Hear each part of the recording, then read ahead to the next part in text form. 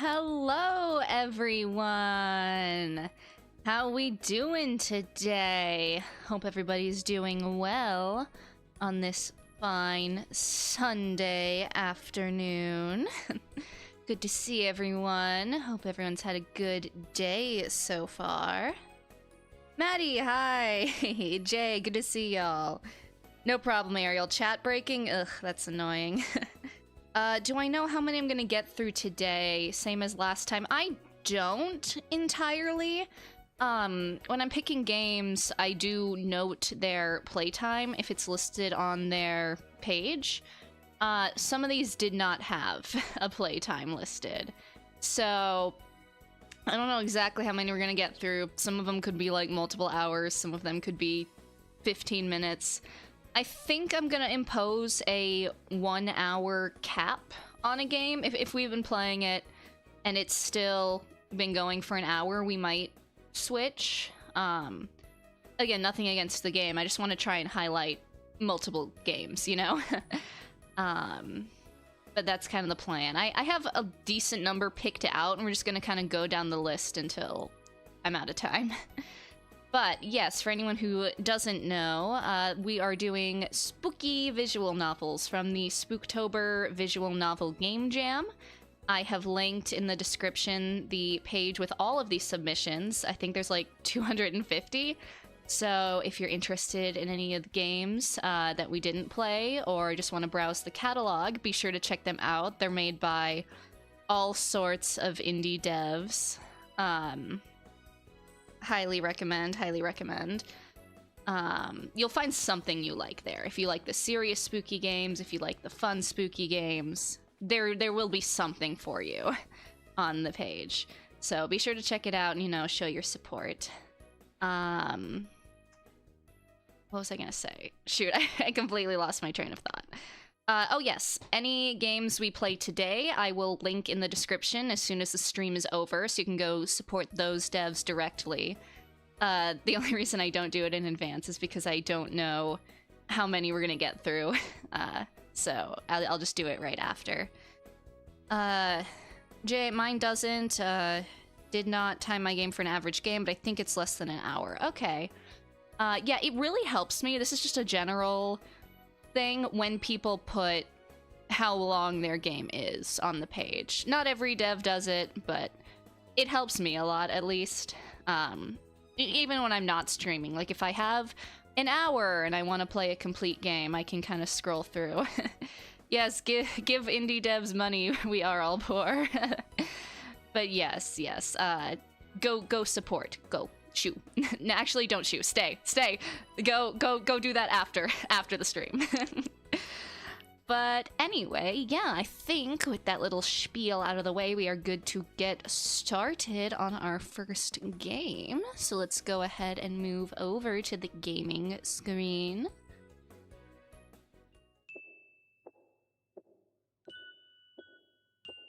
All right. So this first game I've picked out is called Rat's Bane. I will read the game page. Right, fine. No, stay! I'll read the game page. Here, let me get that up. Your pet rat knows how to survive this. Gather the items you need to protect yourself from your own mistakes. That's it. That's all it says. So, I guess we're gonna figure out what it's about. Content warning, for anybody who needs that. They have listed neglect, animal violence, and implied death of a child. So, keep that in mind. But without further ado, it's coming. Uh-oh. Okay. Get ready. Get ready for what? What's coming? I love this cursor, by the way. I don't know if you guys can really tell, but it's slightly animated, and that's cool. What's coming? What do I do? What do I do? I guess I turn. Oh, hey! Hey, Lenny. We're gonna try to satiate it. Give it what it probably wants. Food. Something to drink. When you find something, bring it back here. Okay, Lenny. Whatever you say, King. We need food? Okay. No, nothing there. Is there anything in here? Ooh. Dad left it here after he found it. Is this alcohol? I don't know, but I guess. Okay. Oh. Okay. Darkness. Alright. Dead end, I presume. Alright. What's in here? Mom and Dad won't help. They never do. Okay. That's not ominous at all. Alright.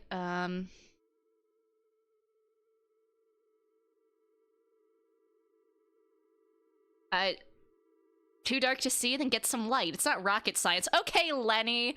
I'm not here for your sass, bud. You're here to help me, bro. What if I feed it you, huh?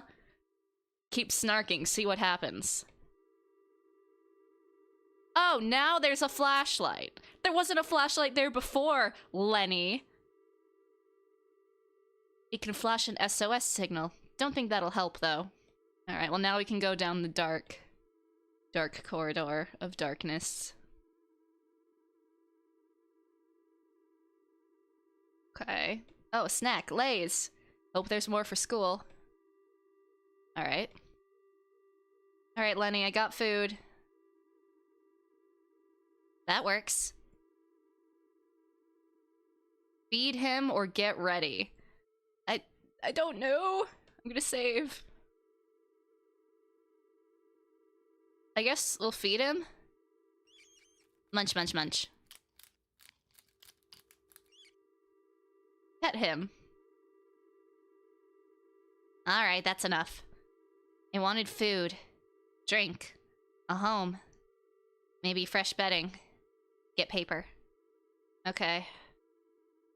Sure, Lenny. Oh, wait, there was paper. It's old anyway. Shred it.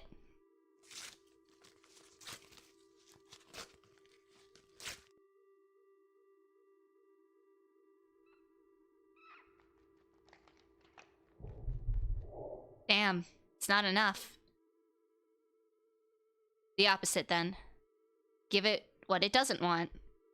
Something smelly. If its nose is still good, that'll keep it away.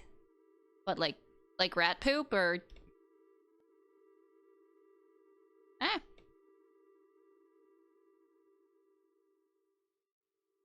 Okay, shoot, I accidentally keep double-clicking, and I think that's triggering a menu or something. No... Oh, okay, wait, we got... Okay, I can't do anything with the cigarettes, but... Dad's special night out spray. Oh, okay, cologne. How's this, Lenny? Ugh, get it over with. Spray it on the floor, near the door. Alright.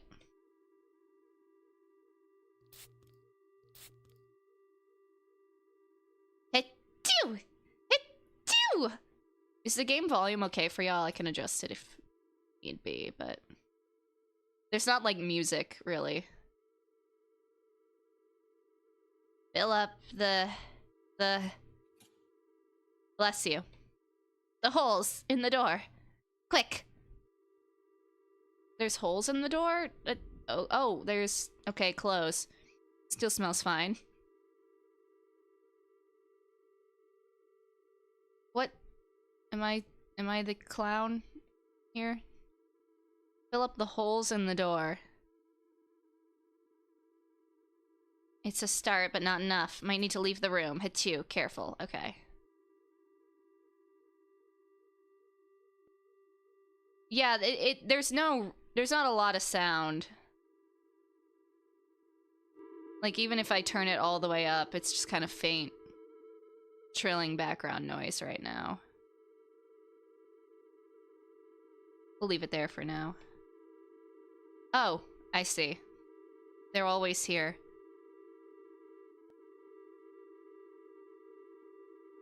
Alright, let's barricade.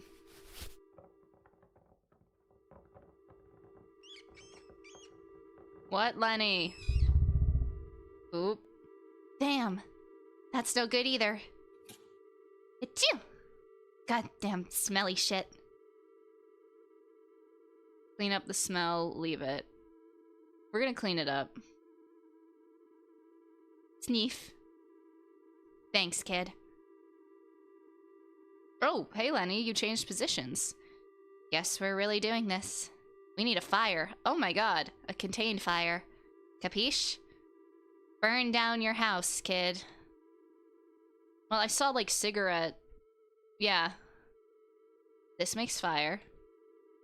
Vanilla smells good. Alright, we'll light a candle, sure. I thought we were gonna, like, commit arson, but okay. Good. Don't light it yet. Don't do that till we have our circle. Are we, like, summoning a demon? What are we doing here? That reminds me. Get something that'll leave marks on the floor. I should give Lenny a New York accent. There's got to be at least... I don't know if I can do a New York accent. I'm walking here, but, like, I can't really do it consistently. There's gotta be at least one way to do this. Something like salt? I assume that's what we're doing. I'm assuming we're, like, summoning a demon or something. Oh! Or that. This time I'm not playing pretend. Wow, we need that too, sure. Quick to the draw, huh? And I guess you could carve a circle, but there might be a faster way. Alright, I gotta get something else. Bleach? This still has a sticker that school gave me, so I know not to drink this. I wonder what would happen, though. Let's not do that. What are we gonna use bleach for, Lenny? Well, almost done now. Get something precious. Go looking or get Lenny? I don't want to sacrifice Lenny. We'll go looking. There's gotta be something else.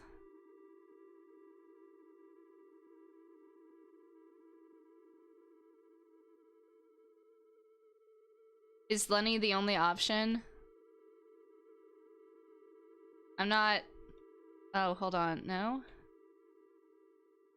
I don't know if we have another option.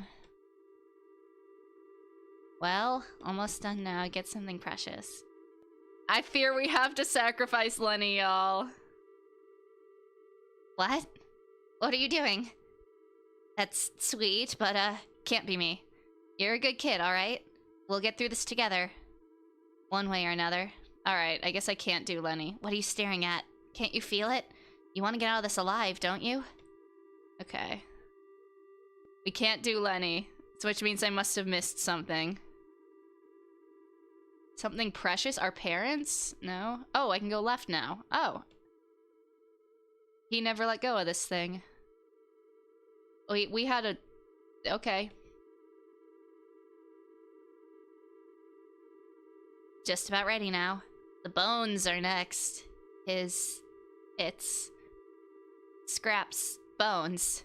What the fuck are we doing? We're definitely doing a ritual, right? Like, we're definitely summoning some shit. Where am I gonna get bones? Oh, fuck, okay. Haven't touched this since the burial. Okay, we're straight up doing, like, a resurrection ritual. Dig or run away? What if I say no? What if I don't want to do this? It's too much. It's too much. Am I gonna get jump scared? Ah! Ah! No. Ah! No! It's here? It's here!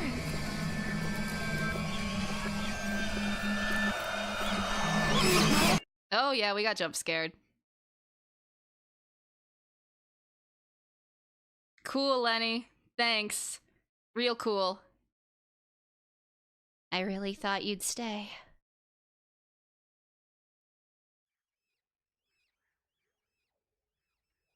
Thanks, Lenny. Real cool. Okay. I didn't scream that time. I knew it was coming. I knew it was coming, but jeez. Eek. All right, let's do the other. Wait, did that say Edgar Allan Poe? Okay, hold on. What if I just want to see what this will do if I say get ready. I wanted food, drink at home, maybe fresh bedding. Okay, it's the same thing. You just don't feed Lenny, so that's not different, really. But damn, Lenny's lime too.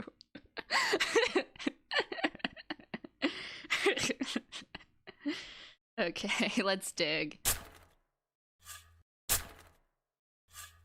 Let's unleash eldritch horrors.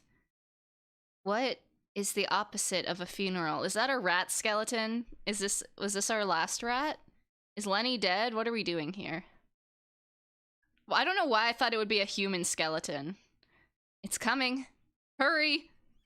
Oh, you're fucking timing me? Oh, fuck you, fuck you. I don't do well with timers. I do not do well with timers. Lenny, we gotta cook. Make a triangle inside a circle. I'll do my best to shout so you don't have to come over here. Fuck, shit. Okay, make a triangle. With the bleach? God, that stuff smells terrible. Okay, now we get a fire in the center. Okay. Eldritch horrors. Food, drink, stuffed animal. Well, you dug those up for a reason. Figure out where they go. I don't know! Bitch, this is the fucking Triforce of bullshit. Like... Huh? That feels right. Okay, sure. That's good. Leave that there. Alright, feed me. Alright. Exactly what I've been wanting. Burn the bear's face, Snag. Yeah, we're definitely summoning. Whoa, I lost so much time! What the fuck? The next bit'll hurt me more than it hurts you. Step on Scrap's bones. One last step. And you can't argue with me either. We're running out of time. I know you're trying your best. Sorry it has to be like this. Go ahead and pick me up, kid. Time to finish this. Use the knife. Hold on, we're gonna save. Just in case I want to see what happens if we fail. No, Lenny! It's okay, we're just releasing him from his mortal shell or whatever the fuck. Is it over?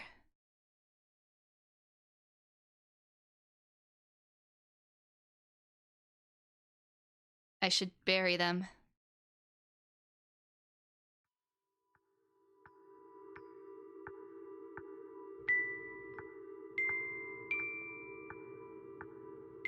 We've definitely unleashed some eldritch horror.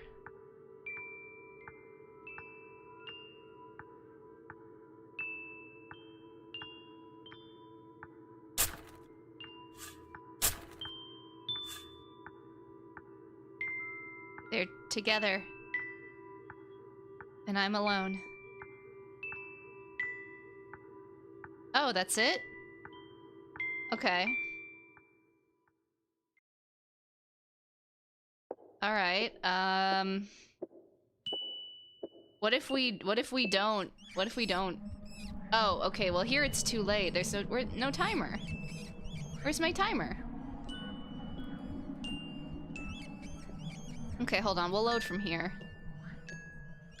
Dig. Yeah. Whoa, hold on. I don't want to be skipping no more. There we go. Hurry. Okay, but what if I didn't? What if I just, like, fuck around? The timer goes down, though, if I...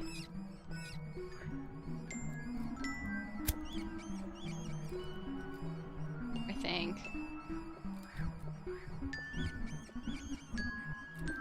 Oh, shit, wait. Feed me, yeah. Burn the bear. Step on the bones.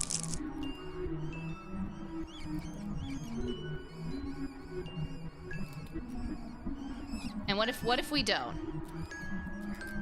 I'm not gonna do it. We're just gonna sit here for a couple. Can I run down the timer with skip? No. All right. Well, y'all, we got 2 minutes. What do you want to talk about? What did everyone have for breakfast? I had waffles.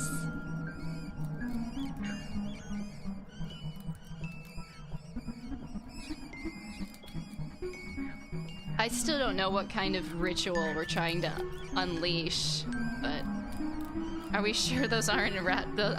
No, I'm not entirely sure those are rat bones.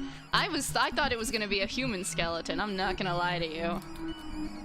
Which would beg the question, why did we have a human skeleton in our backyard? But also our rat is talking to us, so I feel like maybe we're not completely all there. In every regard, at least.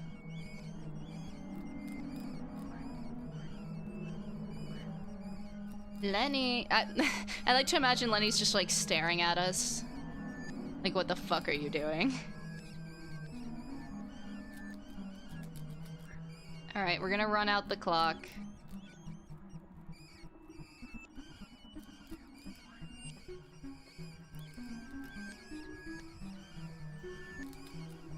Yeah, I also think this is like a dead little sibling, 'cause bear. And that's what I thought we were trying to do, like resurrect our dead sibling or something. But I don't know what the rat's got to do with it. No, Lenny could just do that. He's cool like that. Exactly. Exactly. Alright, are we just gonna get jump scared, or... Hit me. Hit me, Lenny. You won't. You won't. You won't.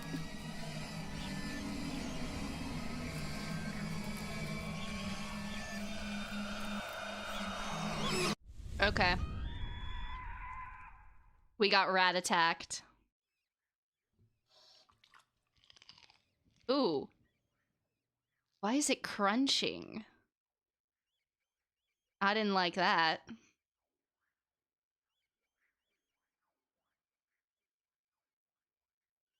I guess he would. I was saying you won't, you won't. He would.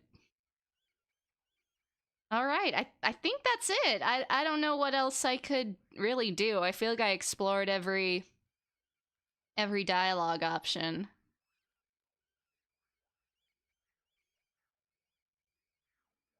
We got rat attacked.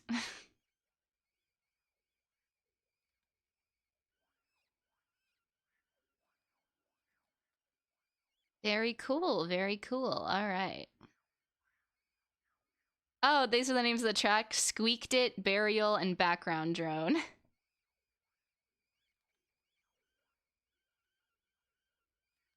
Celery does make a very good bone crunching sound, I have found.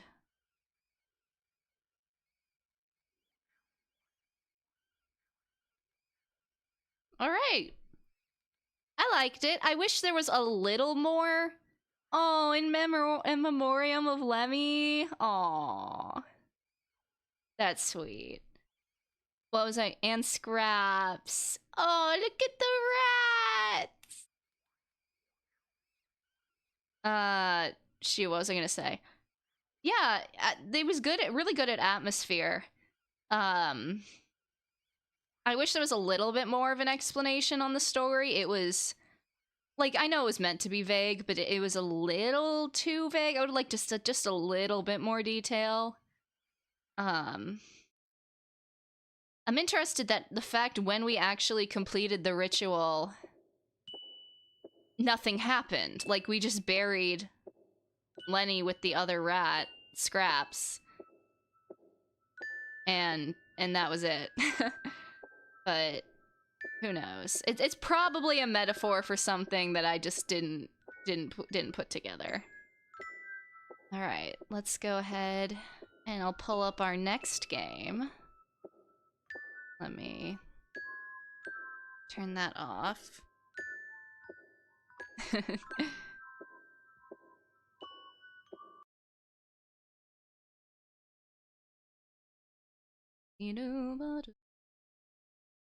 Okay.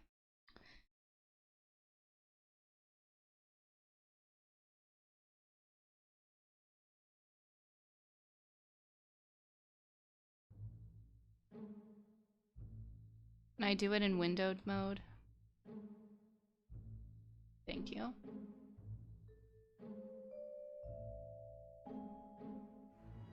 Wow, this has got all the fancy. I can pick my resolution and everything. Okay. see here.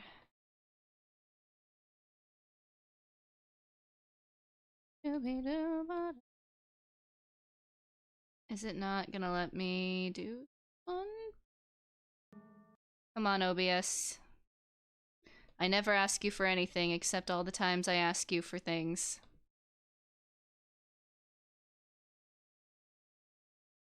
Okay, there we go. Let's go ahead and adjust our window here.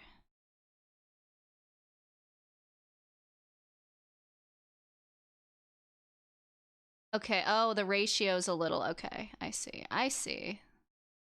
Said the blind man as he picked up the hammer and saw.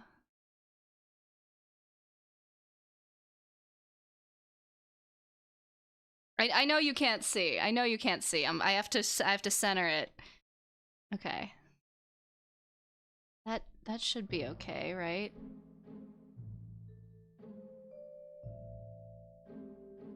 Actually, okay. What if... Yeah. Nope. Okay. We'll just do it that way. It's fine. It's fine. It's fine. All right. We're gonna be playing... You might notice a theme. Paranoia. Let me pull up the page for this one. I don't know how long we've been in quarantine. With the plague still running rampant, it's too dangerous to go outside. I haven't spoken to another person in so long. I'm starting to have trouble telling what's real and what's in my head. Locked inside his apartment under a quarantine order to prevent the spread of a deadly disease, our protagonist comes face to face with his psyche. Your choice will decide if he makes it to the end of isolation with a new sense of self or falls down the path to madness. The rats will lead the way. So that's the page. Content warning for implied animal cruelty, language, and tobacco reference. So there's that warning. We're just gonna go ahead. Let me check my audio levels. I think they're okay. I hope. Yeah, it should be fine. All right. New game. It is very 2020 core. Cold morning light shines from the gaps in my cheap blinds, the stubborn kind that never shut all the way. Alright, we have August marked off. Oh, my old apartment seems to creak and groan as I wake, like the rooms themselves are stirring awake. First thought that comes to my mind is the same as the first thought I had yesterday morning, and the morning before that, and every other morning for what has felt like forever. The plague. The damn plague. They say it's the rats, the carrier of this cursed disease. At first, it was just vermin that we had to avoid at all costs. Then, large gatherings. Eventually, it became a public health violation to even set foot outside your domicile? I don't think I've ever heard that word. Ugh. Oh, hello, are you our protagonist? Paint chips off the walls in my room. Rat. No, not the hang in there poster with a rat. It's suffocating being locked in here, but I can't quite remember the way it was before. Hell, I can't even remember the last time I spoke to another human. It's just another day. Go back to sleep or continue? We're going back to bed, fuck it. Oh, is that it? Is this just a loop? I think this just loops. Okay. We'll continue in the day then. Ugh, I'm hungry. Shit, not good. Been running tight on rations, and the delivery guy won't be coming by until tomorrow. Whatever, I'm sure there's still something in the cupboard. Alright, let's see what I got. I pull the pantry open and freeze. Panic washes over me, like someone just doused me in ice water. Ah! A rat! Right there! Feasting on my rations, having the time of its life, seemingly oblivious to me. As I watch it, happily eating the food I need to live, my shock and fear turns into something else. Disgust. Then anger. Blazing hot, righteous rage. Anger that such a despicable beast has snuck inside my home. Anger that this disgusting vermin is the reason I've been confined to this apartment for months. Angry that it dares to live, thrive even, while I'm trapped in this shithole. I reach in and secure a hold on the little beast before I can scurry. Bro, you're so stupid. Why? You know they're disease carriers. The best thing you can do is slam that fridge shut and burn it. Or throw it out the window. I will teach it a lesson. Not the squeak! Squeaky toy! I bag the creature and take it to disposal for potentially hazardous materials on my floor of the building. Sometime during the walk, I realize that I'm shaking. I did a good thing though, right? One less dirty vermin in the world, spreading disease and getting people sick. Yeah, I did a good thing. Just a lot of adrenaline. I need to watch something. Turn my brain off and relax for a bit. Might as well see what's on. Yeah, what's on the TV? Most of the channels I flick through are dead air, or reruns of the same show on repeat. No one's making a new TV show right now. Why? There's so much rat imagery in an apartment filled with rats. Oh, shoot. I keep forgetting space actually toggles the text box in this game. Usually that's what I press to advance dialogue. For the most part, anything still in the air is being broadcast by the government in an effort to keep people entertained while they're sitting at home. Man, you guys would love Netflix. Since it's state-funded broadcasting, though, it's hardly any good. Mostly old movies and TV in the public domain. I drop the remote and let the screen play whatever it lands on. Is that fucking rat Weezer? Oh, hello? Hello? A sudden blare cuts through the recording of an old ballet I was zoning out to. It's an alert, sharp and grating. My chest tightens, gripped by momentary panic, the same way it had been every week since the government took over reporting the news and using the severe weather warning system to alert people that a broadcast is about to start. Though I've heard it countless times by now, it still manages to startle me every time. Guess it's time for the news broadcast. The screen transitions and clears to reveal a stern-faced news reporter sitting at a desk in what looks like some sort of office-turned-studio. New age plague forces citizens. Okay. It's almost always someone different doing the reporting, but the message rarely changes. Hello, and good afternoon. Please be advised that the nationwide quarantine order is still in effect. Government officials expect it to remain so indefinitely. The Federal Early Detection Initiative is working around the clock to ensure the safety of the public. FEDI doctors will continue visiting households regularly to conduct mandatory screenings in an effort to catch early signs of the disease before it becomes communicable. The FEDI has recently announced that they are going to expand the number of households that they plan to visit. Particular attention will be paid to residences that house many people, such as tenement housing, multi-family households, and homeless shelters.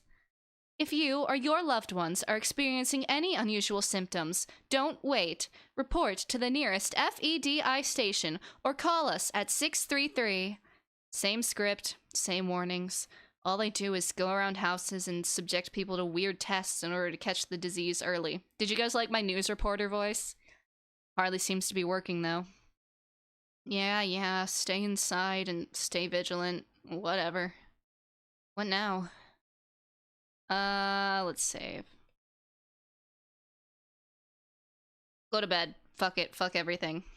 With my appetite gone and nothing to do, I shut off the TV and go back to my room. Doing nothing sure is tiring. Maybe tomorrow I'll finally get something proper to eat. Oh. I'm awake again. Annoyance and frustration fight for supremacy in my gut as memories of yesterday come flooding back into my head. I try not to think of how many more rats might be in the building, running around when no one's looking. Admittedly, the rat making its way into the apartment was a spot of excitement, no matter how disgusting in the banal isolation that my life has become. Before the isolation order, if you asked me if I wanted to hang out in my apartment all day, no work, no social obligations, I would have jumped at the opportunity. I would have sounded like heaven. Ugh. Paint continues to crumble off the walls of my room. Nothing's changed. It's just another day. Get out of bed. Another day, another 24 hours of my life wasted in this shitty apartment I'm stuck in. Glance at the cabinet. Can't stop thinking about what happened. That stupid rat. Whatever. It deserved its fate. The carriers of this godforsaken disease, after all. The reason for the plague. They're why I'm in this situation to begin with. I can feel it. I know they are. At least the rations delivery guy's coming by today. Oh, right on cue. It's been a while since my rations have been delivered. When was the last time I spoke with another person? Their knock sounds foreign, disruptive in the silence of my apartment. Maybe it's just been a while, but the knock sounds different than what I'm used to. Hello, I am a doctor with the Federal Early Detection Initiative. Please open the door. Bro, I thought you said you were gonna go after, like, populated households. I'm one guy. Right. Wasn't this on the news yesterday? Trained people going around and giving people tests to pick up signs of the plague early. Sounds great! Except, I don't care. Where the hell are my rations? Take a peek or ignore the doctor. We'll look. God, is this what doctors look like now? What happened to the mask and lab coat? I know there's a pandemic, but aren't doctors supposed to be comforting? It's a plague, doctor! Look at the mask. Maybe the sooner I deal with them, the sooner they'll leave. What happened to the rations guy? Replaced. I will be performing their duties from now on. Suspiciously rat-shaped human. No, I'm kidding. What? Shit, I need to deal with them for rations now?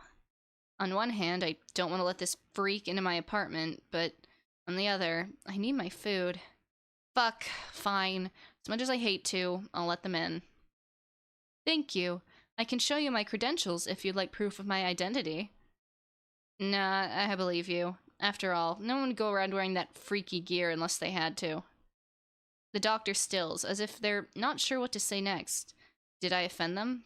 They quickly straighten back up. You misunderstand. It's personal protective equipment, PPE. I am here as part of FEDI protocol to inspect and ensure the health and safety of the public. I don't know if you're aware, but the earliest signs of the plague include cognitive decline.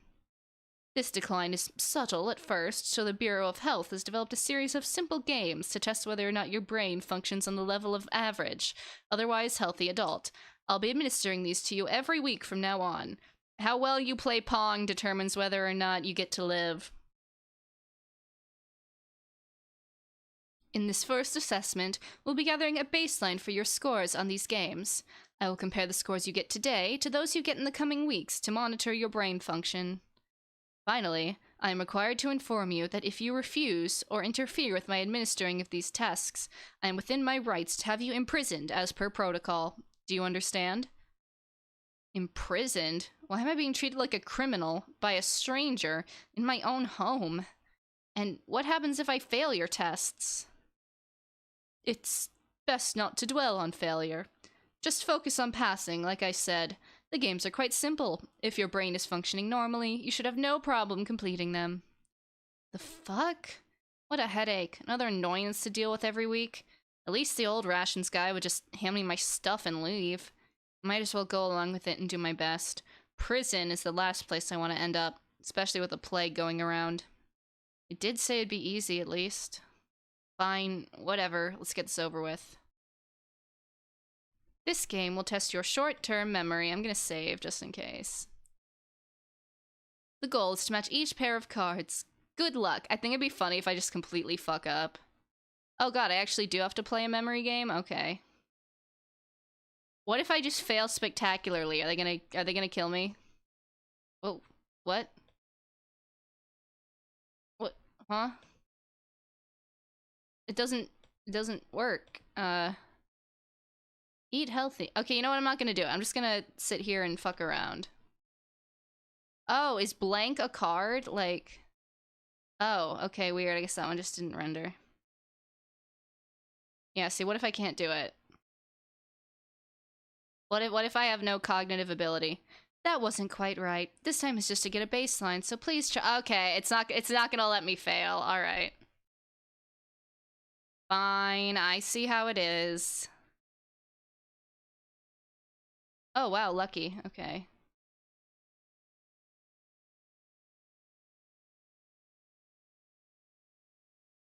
See, I'm so cognitive. Well done. Let's move on. This game tests your fine motor control skills. The goal is to keep the leaf inside the box for as long as you can. Please click and hold the leaf to raise it up. Release the leaf to let it fall. You got this. Wait, Fuck? Okay.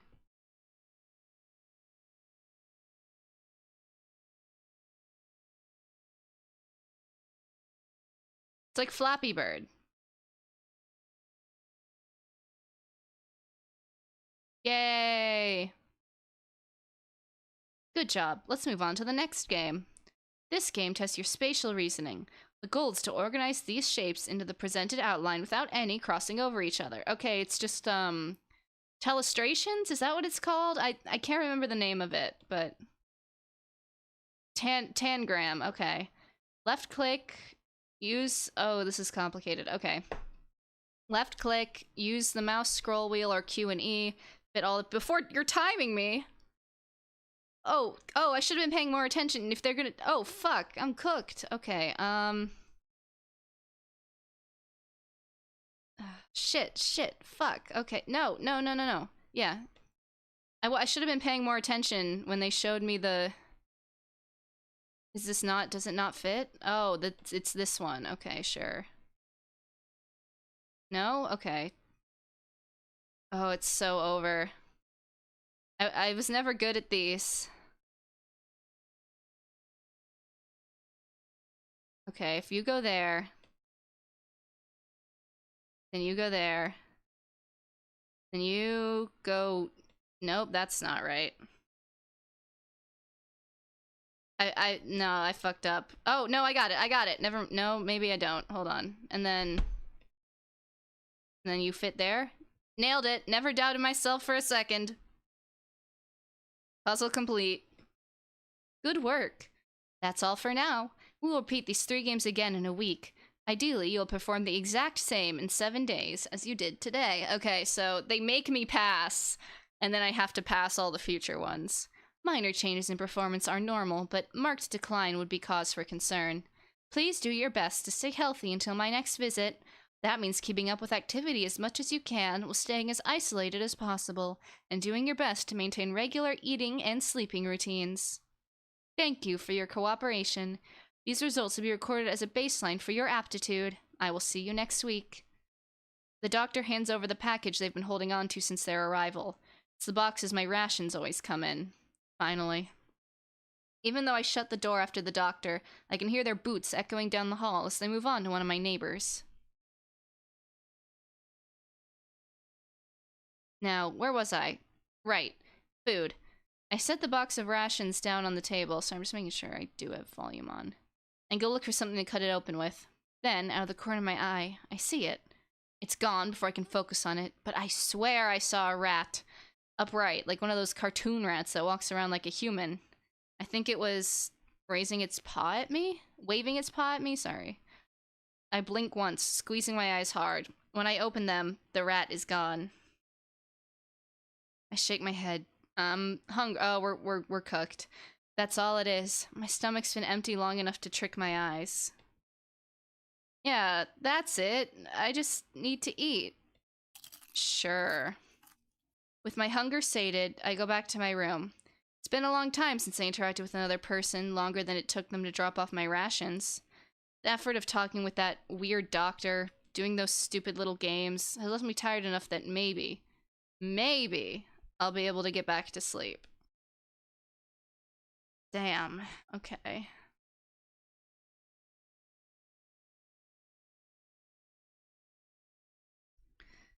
Go to sleep. Go to sleep. The morning light comes again. I open my eyes to the same stupid cracks in the blinds, the same creak of the walls, the same goddamn air I've been breathing for months. It's all the same. Man, the paint job on these walls sucks. It's just another day. I guess we'll get out of bed. I make my way to the kitchen. The ripped open box of rations is still on the countertop. I haven't bothered to put it away. I'll get to it. Eventually. Me core. Probably. I swear they looked better yesterday. I pull a meal bar out of the box, but it stays glued to my hand. I can't make myself bring it to my mouth. It's either this or one of those meal replacement shake powders, and both of them are pretty disgusting.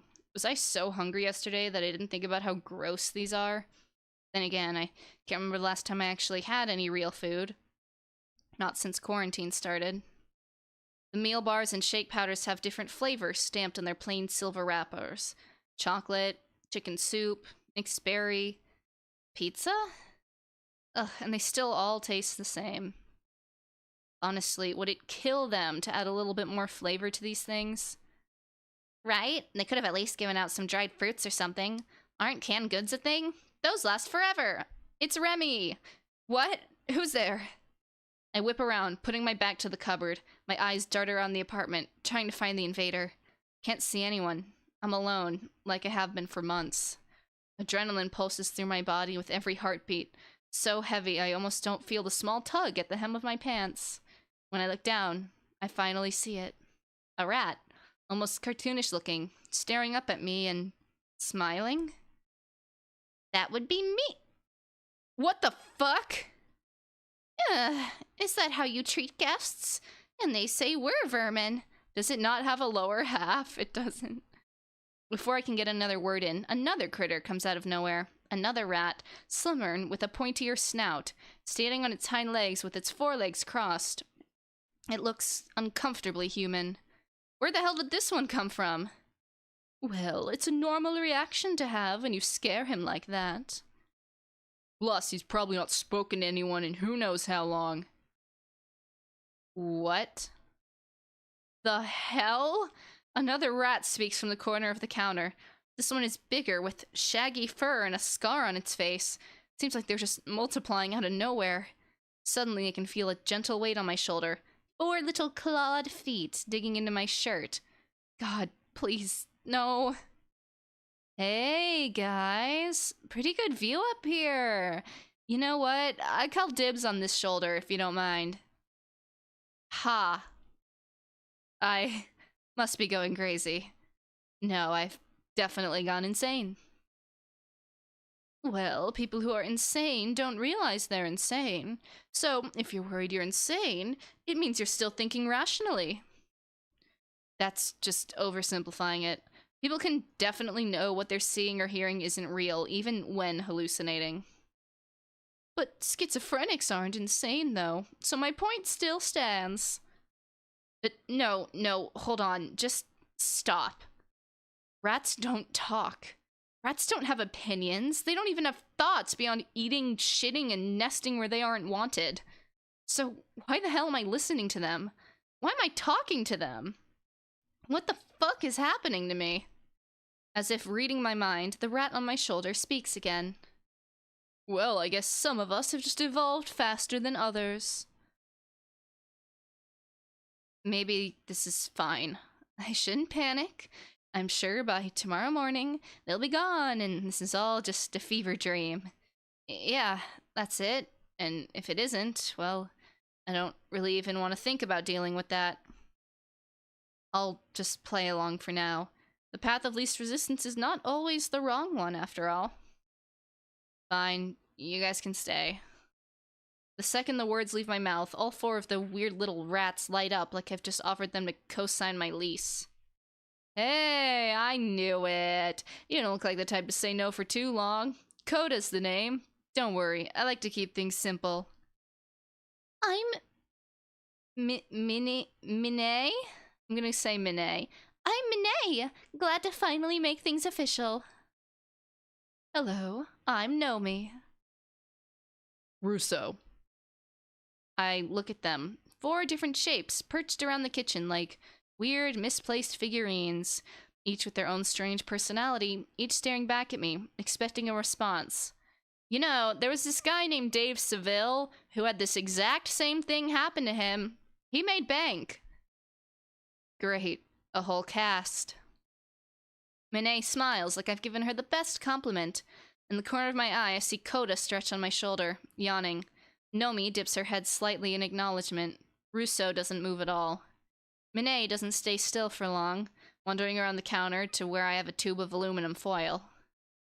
Oh, Russo, don't you think we should make you a hat out of this? Totally fits your conspiracy theorist vibe perfect. Keep it up and you'll be off this counter before you finish. Oh, scary. Should I start shaking now? Guys, I don't think this is helping. See? Even Nomi thinks you're being a killjoy.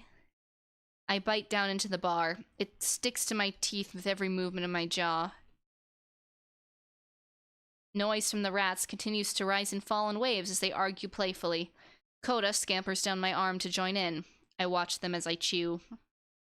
As soon as I get this damn thing down my throat, I'm leaving and going back to sleep. Maybe I'm sleepwalking. Maybe it's one of those dreams where you wake up in the dream and need to go back to sleep to wake up in real life. God, I hope so. Maddie, thank you. But do any of them know how to cook? See, that's another thing. Either they cook or they sing. One of the two. And you'll be set for life. Thank you. We're gonna eavesdrop for sure. Coda takes a quick look my way, sharing a look with Russo before nudging Monet. Is he able to sense my discomfort? Can rats be that empathetic? Let him breathe, Monet. What? I'm just trying to make conversation. Talk too much and it's like pouring rainwater into your shoes. Feels fine at first, then you can't walk straight, and then the enemy's already at your throat. What? Yeah, what? Okay, sure, that's one way to put it. Even Coda doesn't know where to take it after that. Monet just throws her paws up dramatically. Nomi tilts her head, choosing not to weigh in. The last bite goes down with effort, sticking in my throat. I crumple the wrapper in my fist and stand, moving toward my room. Hey, where are you going? He seems tired. Maybe a little overwhelmed? Exactly. Let him go. Coda shrugs, stretching out lazily on the countertop. Yeah, let him be. I leave them to their chatter and shut the door behind me. The mattress gives way beneath me. I let myself sink in and stare at the ceiling. I just realized the other meme is the this is fine dog, but it's a rat. My body feels heavy, but my head is filled with questions, none of which I have the answer to. Maybe if I go to sleep, it'll all just fade. Tomorrow, I'll wake up and they won't be there. No voices, and I'll just forget this happened. Yep. Tomorrow will be quieter. I shut my eyes and wait for sleep to drag me under. I hope it erases today.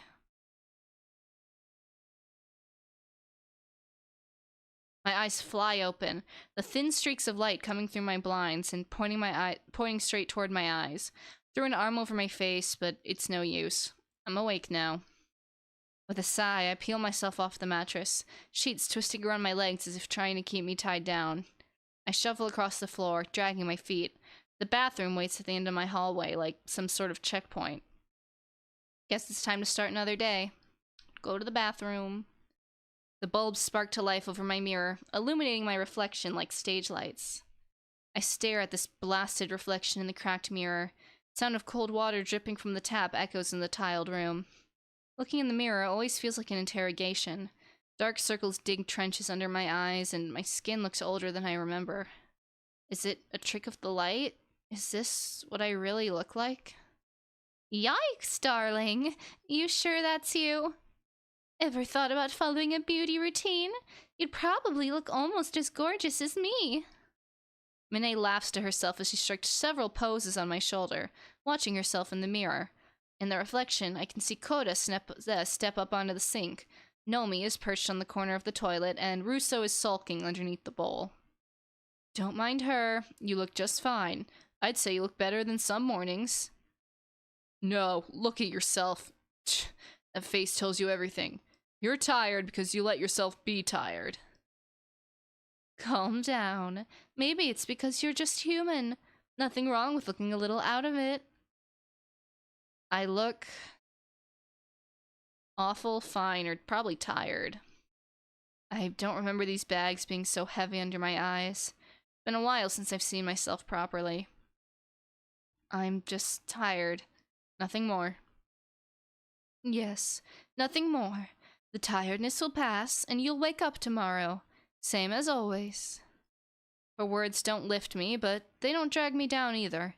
They simply settle in the air, neither cruel nor kind. The tap drips on. I splash cold water over my face before exiting the tiled room. When I step back into the hallway, the rats follow.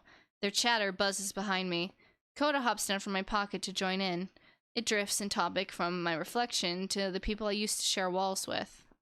From my upstairs neighbors and the endless thuds of their heavy feet, to the old woman across the hall who always eyed me like I'd somehow wronged her. She was jealous, clearly. Never had anyone to adore her. Poor thing. No, she knew you were weak. That's why she looked at you like that. Predators can smell fear. Russo stands tall, trying to appear intimidating as he towers over Minnie.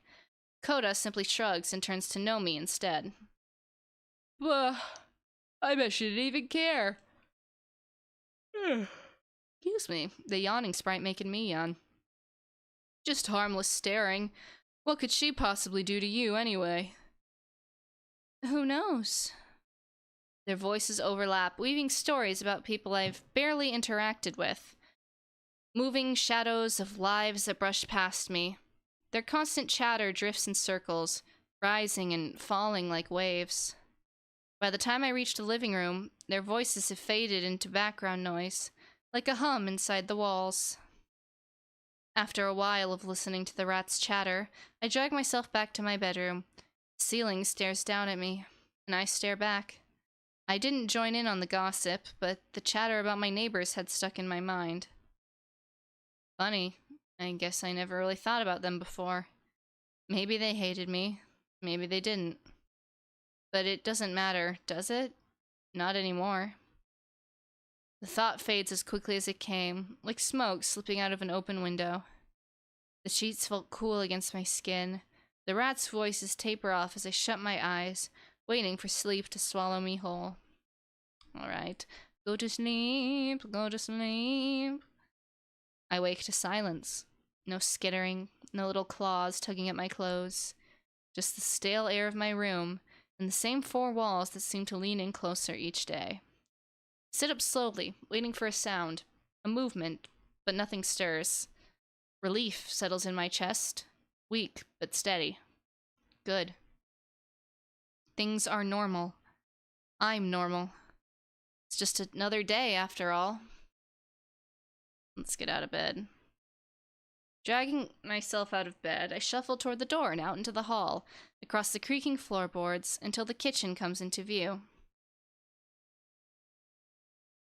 Oops. As soon as I turn into it, beady eyes meet with mine. They're already here.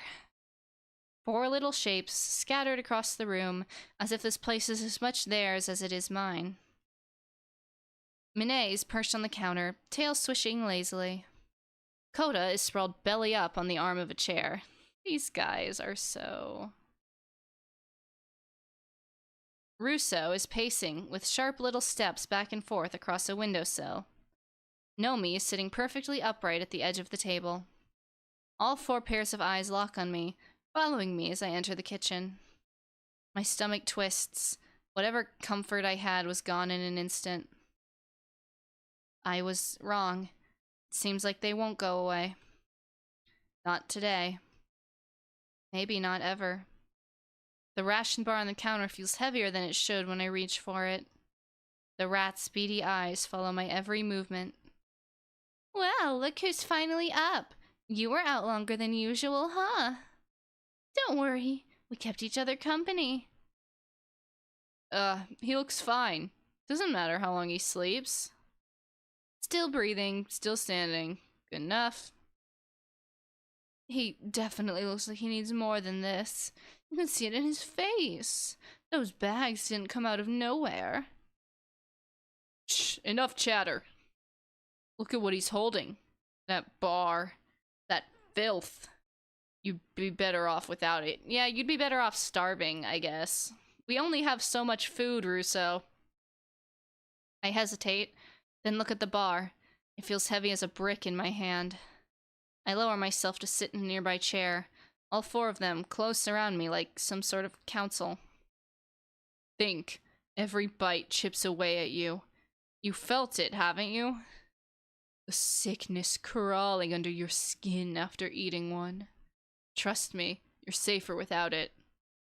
I don't think that's likely. I mean, they're just standard meal replacement rations. They use them in the army all the time. Sure, they don't taste good, but starving is worse. Can't ignore his body. Those bars aren't food, they're poison, dressed up as survival. I bet the government is putting some sort of chemicals in them to keep you docile, keep you obedient, so you can't stand up to the man. Whoa, that's a little much, don't you think? Why not just open the windows a little, get some air and chill out? Or he could ignore all of you and do whatever he feels like. I mean, come on, what's the point of adding to your struggles when life already sucks? You eat, sleep, and stay alive until this all passes over. No need to overthink it. Their voices blur together. The bar starts to bend as my hand tightens around it. My stomach growls, loud enough to become a voice of its own between the rat's words. They all look towards me, and I can feel the weight of their stares pressing down. He's like, you're gonna make me a human mouse trap if you keep this up. They're all in my head. I know that. Just focus and... So, what? Knowing doesn't make it any less real to you. Real or not, it's company. And company's something you've been starving for, isn't it? He's gonna be like, yeah, that's why I hallucinated 4 rats. Oops. Don't let them cloud your judgment. Do the right things. Be strict. Be careful. He sounds like he comes out of like a fortune cookie. Or don't. You'll figure it out either way. No big deal. I stare down at the bar in my hand. Dry. Tasteless. Heavy. My fingers tighten around it. The rats fall silent, for once. They're all looking at me, waiting for me to choose. Eat the bar, refuse to eat the bar, or ignore them. Okay. Wouldn't ignoring them also be eating the bar? I feel like those are the same things. We're gonna eat the bar. I think it's fine. We gotta eat, man. When I glance up again, Russo has turned his back on me. His tail is flicking in fury. If only I cared. They were right about him being a conspiracy theorist. Nomi watches me with a strange mixture of relief and sadness. Monet only shrugs. Koda's already dozing off again, not a care in the world. I swallow the last bite. My chest feels lighter. See? It wasn't too bad, now was it? Yeah. Even if it did have harmful chemicals or something, starving myself isn't health either. Eating this was for my own good. Besides, at least I can still swap the bars around with the shakes from time to time if I get bored. Oh, is that the doctor? Just as I'm getting ready to watch TV, a sharp knock cuts through the quiet of the room. Greetings. FEDI, Health and Safety. It's time for your scheduled assignment.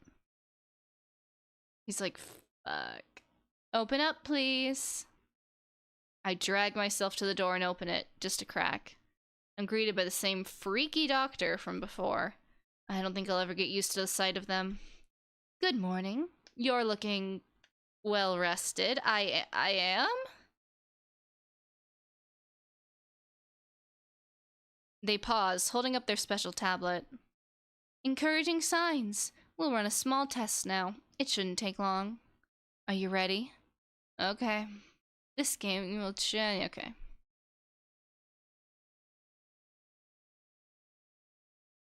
Help others, embrace sunlight, stay clean.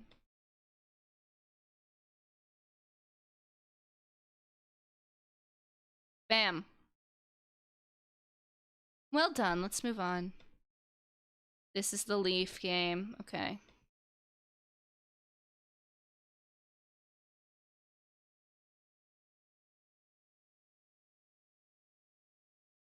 Stay in the box. Stay in the box. Stay in the box. Meow. Stay in the box. Meow. Get out of my skin. Good job. Alright, this one's gonna... if it's the same squirrel, we might be okay. No, it was not, in fact, the same squirrel. Okay, I saw this one went here. And this one, I think, went here? Yeah. This one, too small. That one goes there. And then... my short, goes... no? Okay. That one goes there. No? Oh, does the square go there? Is that what I'm supposed to do? Yeah, okay. Parallelogram. Triangle. Okay, that was actually easier than the squirrel for me. Puzzle complete. Thank you. I will be back next week. In the meantime, please remember to stay inside as much as possible and only leave your apartment in case of an emergency. The doctor hands the weekly rations over to me and says nothing more as they move away to the next apartment on the list. I stare at the box in my hand, more bars and shakes. I think back to my conversation with the rats. I decide to set the rations on my counter and leave them there for now. When I do, my eyes sweep over the kitchen. No movement, no chatter, no rats waiting for me. It's just as well. I shuffle back down the hall toward my room. My bed waits, sheets still tangled from the night before. Oh, I should have saved and see what happens if I failed. Hold on. I want to see what happens if I completely fuck up. Hold on. Delete the bar, skippity-doo-dah. What if I just don't? Oh, okay, there we go. Just gonna sit here and wait. I want to see if they, like, arrest me.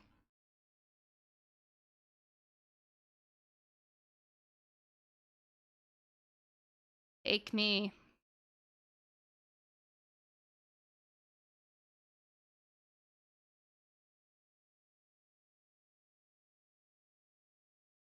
Without a word, the doctor lowers their tablet. With almost rehearsed ease, they slip it into their bag on the floor. I'm afraid this can no longer continue. I blink at them. What are you— oh, God! Hey, whoa! Ha ha ha! Why did that kind of scare me? A sound effect there would have really helped, too, but... they're gripping the text box? I'm here for it. I like that. For the safety of the public, you are to be removed from this unit. Please cooperate. My heartbeat drums in my ears. The doctor's voice had an edge to it now that even their masks can't muffle. The apartment around me suddenly feels smaller, tighter. Adrenaline courses through me, rushing to my face, to my hands, to my feet. My instincts tell me to close my door, but their hand is already there, holding it steady against the frame. There's no ration pack this time.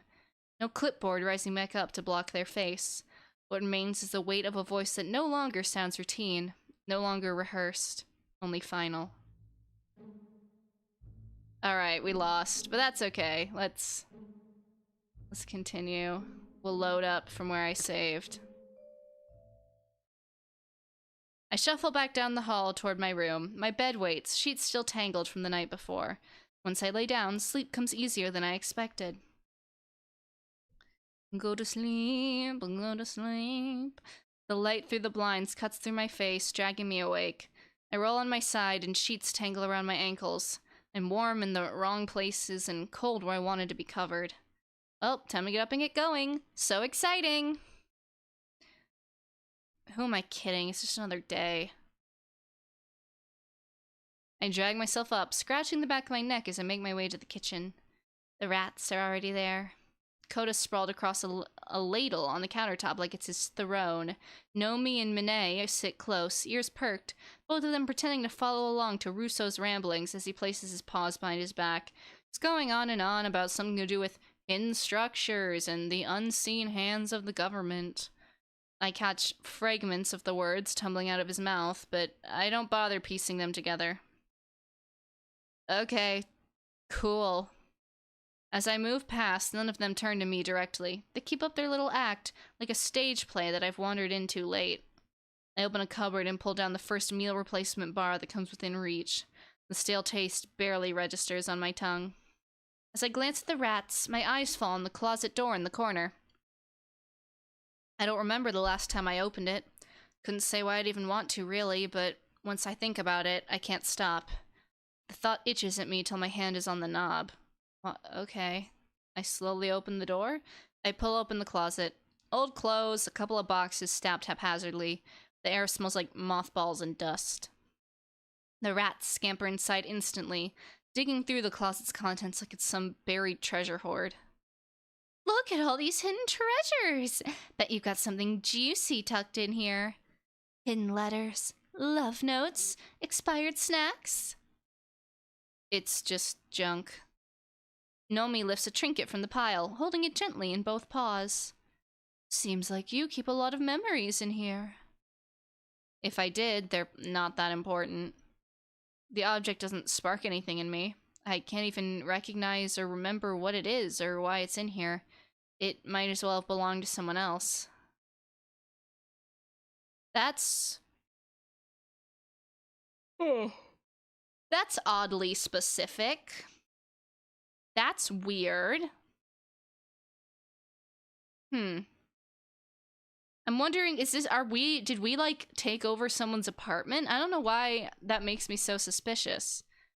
The way I see it, it's all dead weight. If you don't use it, you don't need it. Clutter only ties you down. He swipes his paw over a box, scattering a thin layer of dust. Coda rummages through my forgotten pile of boxes and pulls out a bent cardboard case. He pries it open and lifts something small and frayed out. A cheap ribbon dangles between his paws. It's blue, with faded gold letters that read Participant. The event name is too smudged from the erosion of time to recognize. Before I can react, Minnie is already chirping with amusement. Oh, look at this. Big winner right here. Participation prize, huh? Didn't even have to try, and they gave you a pat on the head. She twirls it around her, letting the frayed ends fly in the air as she sets it on her head like a hat. Coda chuckles. Not everything's about being the best. Sometimes it's just something you did. Proof you were there. So true, Coda. I like the, this is kind of an understated element, but the prose in this game is quite good from, like, the writing perspective. I do wish there was, like, more sound design. There's no music, there's sound effects once in a while, but I feel like that would have also really upped the atmosphere as well if we had that. But from a writing perspective, the prose is quite good. The word choice and sentence structure and descriptions of things. Right. Real impressive stuff I got going on. The rats giggle amongst themselves, and for a moment, the air in the cramped closet feels thicker.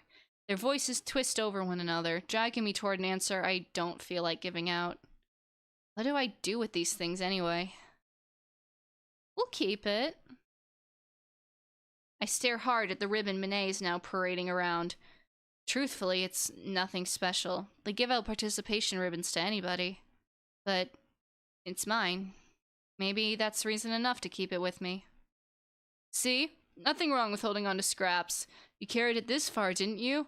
That must mean something. His voice is calm, steady, and without judgment. He turns his attention to Minnie before he plucks the ribbon away from her head. Minnie scoffs, upset at Coda for disturbing her performance. Ow! Okay, rude. Not a fur lost on you. You're fine.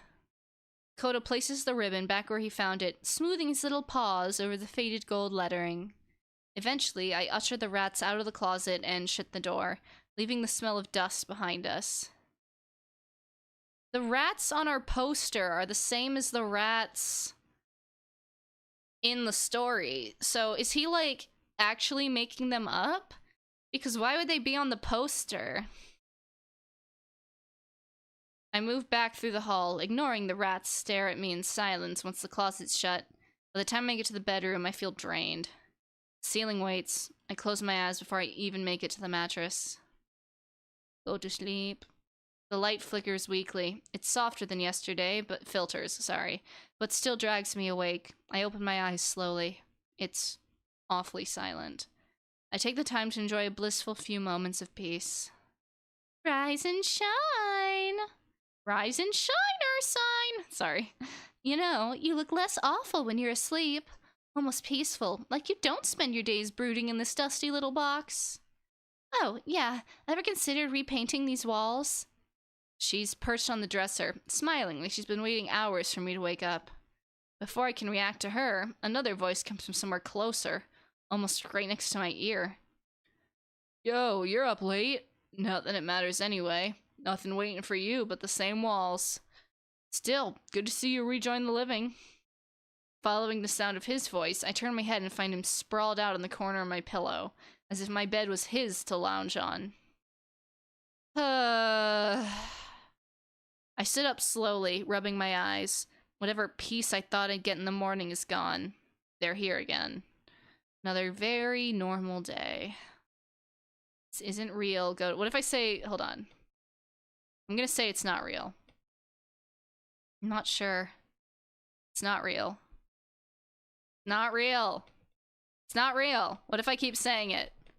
Will you let me eventually? Why even give me a choice if I can't?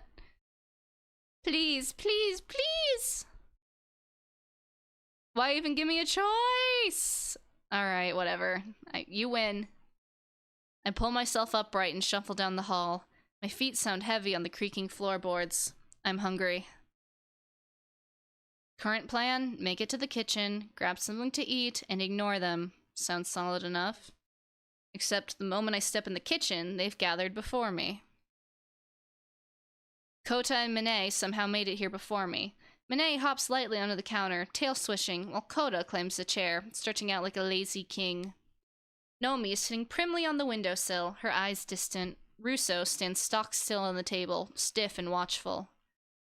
Finally, the party can begin. This place is too quiet without your cement feet, you know? I mean, look at this place. Same space, same clutter, same rations lined up. It's a wonder you haven't gone mad from the repetition. I'm just getting breakfast. Don't listen to her. You've made it this far, haven't you? The walls are still holding, food's on the table, and now you've got us to talk to. That's not a bad thing. Could always be worse. Well, I didn't say anything was wrong. I'm not sure talking to figments of my imagination means everything is okay, though. But it is heavy in here sometimes, like the walls themselves close in every day. Don't you feel it too? Maybe, but It's fine. He doesn't need anyone else. Not neighbors, not strangers, not the fools outside, not even that creepy doctor. He has us, and that's enough. No one out there can betray him. No one can infect him. Safer that way. Just the rats, just the rats. Oh, but listen to him. Always the soldier, guarding the walls. But what's the point of walls if you're the only one inside them? He needs warmth, not just safety. Don't you agree? I just think that sometimes, even the strongest rooms feel colder than they should. Don't listen to her. That thinking makes you weak. Weakness opens up doors, and once the doors open, danger comes running inside. I don't trust Russo. Like, I'm not gonna... Bro has not proven himself to be the brightest bulb in the chandelier. You want to survive, don't you? Ugh, look, I just wanted to get something to eat. I mean, what's wrong with letting things be? You've got us. We're here, right? Who cares if the rooms are empty? Just roll with it. Exactly. You'll always have us around. Forever! Isn't that comforting? Admit the loneliness, or I'm fine the way things are. I guess we can admit it. Nomi's right. It does feel heavy. Every day. It's as if the rooms swallow me whole sometimes, like I'm just a fixture. Piece of furniture, a couch or bowl, or a clock on the wall. I don't want to admit it, but it truly gets so damn quiet in here. Nomi tilts her head at me, eyes glassy in a way that makes her almost look human. Let yourself feel it. Loneliness doesn't mean weakness. Sometimes, naming it makes it easier to breathe. The words sink into me, much softer than I expected. My chest does feel a little lighter, even if only for a second. I close my eyes and steady myself against the counter. When I breathe in, The air doesn't taste quite as stale. For once, none of them interrupt me. For a few precious moments, the kitchen feels quiet. Not empty, but quiet. That quiet is broken by a knock. Sharp, firm. My shoulders tense even before hearing the voice that follows after. This is a yeah, I know. I glance toward the door and back at the rats. They're all gone, as if they were never there at all. My heart sinks at their sudden absence, the kitchen seeming to stretch wide and hollow around me. Another round of knocking. Louder this time. Please open up, sir. Another round of tests to decide whether or not I get to live this week. The fleeting calm I felt a moment ago slips through my fingers. It's that time already. With a deep breath, I take a step toward the door. When I pull it open, there they are again. Good morning. Thank you for cooperating, as always. Let's begin your inspection. Alright, yeah, I know. I've played these games before.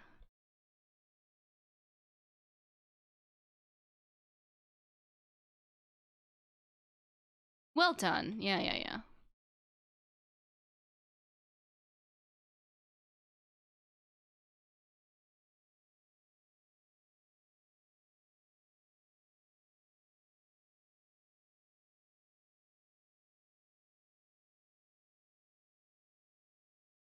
Good job. Alright, this is the one that I struggle the most with, but... Oh, it's just the scales again? Okay. We're fine.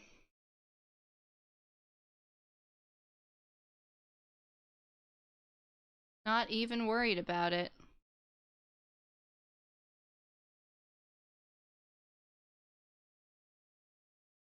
Bam! Not even needed a quarter of the time. When it's over, they shut the clipboard with a soft snap. You've done well. Please keep to your regimen. Here are this week's rations. They place the ration box in my hands. The crinkle of tape sealing it fills the silence. Then they turn, already walking down the hall. I close the door behind them and slide the lock into place without a second thought. I tear the box open, glance at the contents, and shove the bundle of bars and shake powders into the cabinet with the rest. Alright, that's enough for today. Those tests still leave me tired. After so long of doing nothing, even the tiny bit of small talk I made with the doctor takes more mental effort than I expect. I walk myself down to the hall, shoulders sagging, feet heavy. My room waits, exactly as I left it. How exciting. I slump forward onto the mattress, face half buried in the pillow. Tomorrow's another day. Go to sleep. Alright. I think that's where we're gonna cut it off for this game for now. I'm interested. I want to know how it ends. I'll definitely probably finish it on my own time. But we've been doing this one for a while, so I have a few more picked out I want to get to. But yeah, very interesting. I'm intrigued to see where it goes. Are the rats real? Are they figments of our imagination? Is there anything supernatural going on? There's got to be a twist, right? There's got to be like a big twist at the end to reveal the true horror, but we'll see, I suppose. Very interesting. But for now, this spot is where we're gonna take our break, so y'all know the drill. Go to the bathroom, get a drink of water, do whatever y'all need to do, and we will be back with another game in just a few minutes.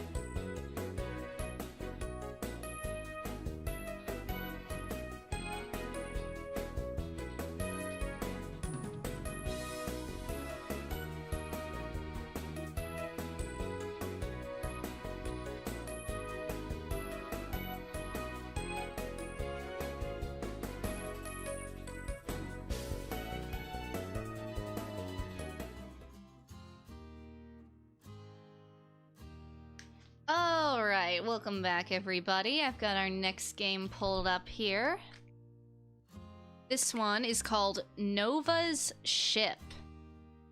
So, let me go ahead and get the page description up for us to read.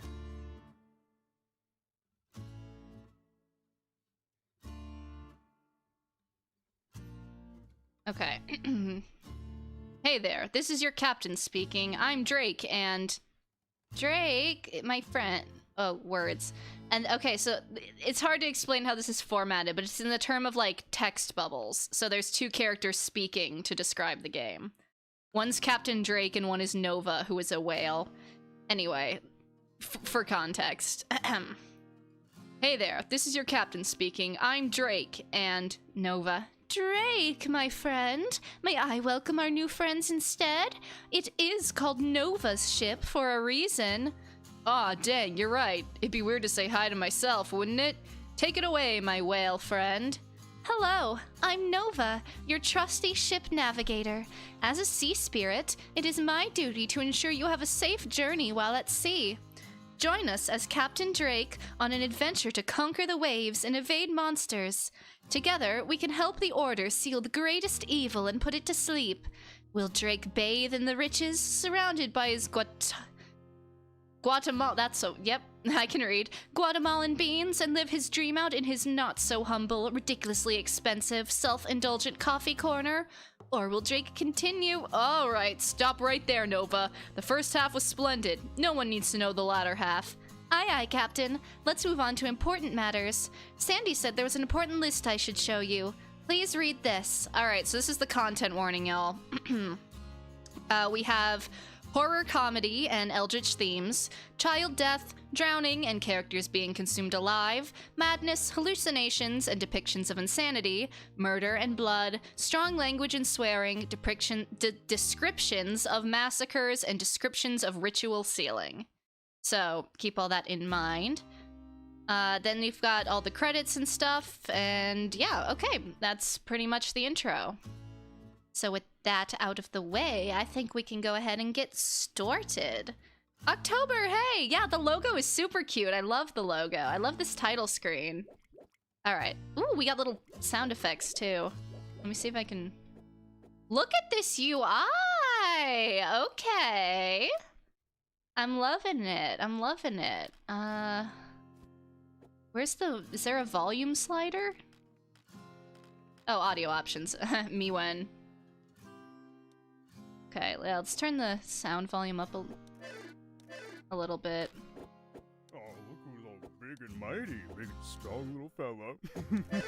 We'll do sounds and volume all the way up, too. Okay. Alright, cool. Cool. Let's go ahead and hop in.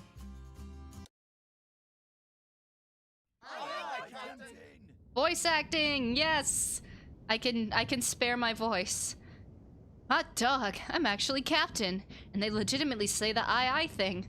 It almost feels like one of those freeze frame moments. Yep, that's me. You might be wondering how I got here, but it was all oddly straightforward, almost suspiciously so. A few hours earlier. The problem with my ambitions is that I don't like to lick any boss's boots, so I found myself as the usual, no job at the time, nothing lined up. I'd already tried online forums, job centers, even printed newspaper ads, like on actual paper. It was that bad. Wait, oh, this is like modern day pirating? Okay. We are looking for you. Yes, you. No experience necessary. Good pay. No credit check. Make sure y'all can hear that all right. My savior waved some flyers, looking more lost than me somehow. I snatched one of the flyers. $5,555,555 in 5 months. Sail the seas. Enjoy freedom. If you become our next captain, your efforts shall be handsomely rewarded. No experience necessary. Inquire within. Bro, this is a scam. You're gonna fall for this? Next thing you know, you're gonna be helping a Nigerian prince with his boxes of gold bars, bro. I guess they could also pay in exclamation marks, but my next question was... Where's within? Turn it up a little bit. Okay. Oh, formalities. I take it that you're interested. Walk with me so you can see our ship, if you so choose to become our captain. Or should I say, if we select you. Your next few months will be spent here. Will they now? Okay. Oh, cool. So you can toggle the quick menu. The UI is so good in this one. Let me just say, I'm quite impressed. It's so clean. Taylor, oh, you worked on this one? Cool. Awesome. I'm excited for it. It's very cutesy so far. Okay, roll back, auto, all that jazz. All right, cool. They must have been extremely important or unimportant. They were at the end of the pier. Is that good or bad? Well, you don't see that every day. The one on top of the whale? Fascinating observation. Let me answer your question with another question. Oh my god, Can you okay. start today? That's what we call a pivot. Hey, there's no job interview? No sit down and let's get to know each other? I know that voice. Hold on.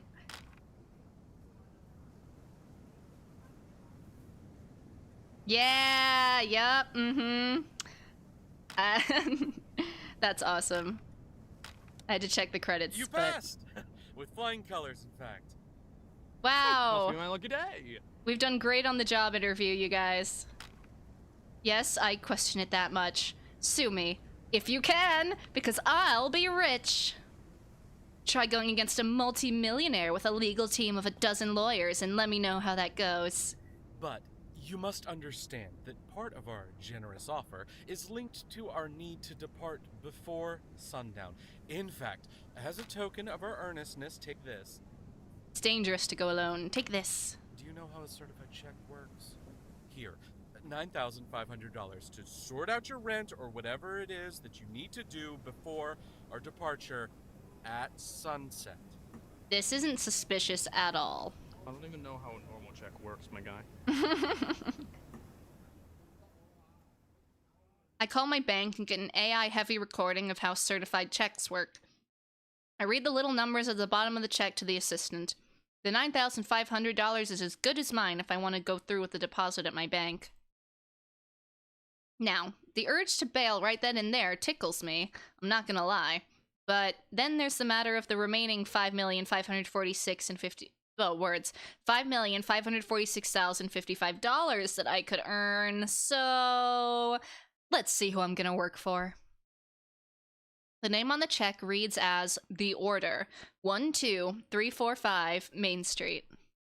Okay, so it's like an entire field of red flags by now, but $5,546,055. And the other check cleared, so I called my landlord and sorted out the next few months. Should I have posted on social media? Called a friend? Bro.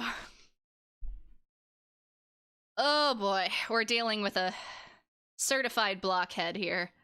Well, maybe I should have. Okay, you, boss, check's cleared, and I went to my place to grab my essentials, my double-walled mug, some bags of Guatemalan coffee, and I am ready to start my bestie, bro, comrade. Ah, where are my manners? Please, call me Sandy. Sandy! I'm Drake. Welcome aboard, Captain Drake. For now, no need to worry about our course. It was predetermined. Your duties revolve around decision-making and ensuring the safety of the 5 children on board. The what? I've never captained before, but that doesn't sound like standard captaining duties to me. Hold on, I just want to turn down the music a little bit more. Well, the payment's not standard either. Ooh, they got a point. No objections, Your Honor. Is the mortality rate of your children that high? Oh Do I my have to God. meet the parents?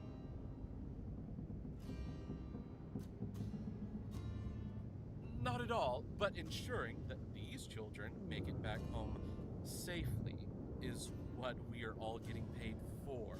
The parents await us at our destination. They lead extremely busy lives, and we will not be seen. Rich people are something else. Oh well, if I'm getting millions, I would like to meet my precious little money bags and hope we can get along. It's crazy. Okie dokie. When do I meet him? They are indisposed, seasick. The excitement of the day had them aboard since early, and well, worry not. You shall have enough time to get properly acquainted with them. I sneakily look at Sandy's neck. I also gave the available members of the crew a discreet check. No suspicious markings anywhere. Oh, so now you're taking precautions? I'd seen a movie about a ship with a mysterious cargo, and the people on board did not have a jolly old time because of the vampire on board. Can't be too safe, you know? Of course that's what he's worried I about. shall look for your captain kit. You may wish to stay here while I do so, or if you want to introduce yourself to some crew members, by all means. The day is coming to a close, and we have a few early risers. Please ensure you get some proper rest. This guy really sounds like one of those official manuals. How familiar are you with nautical terminology, by the way? Ship! I see. Wind blows sails. Tide! Ginormous! Ship crew. Cannons. Oh, do we have cannons? Oh my god.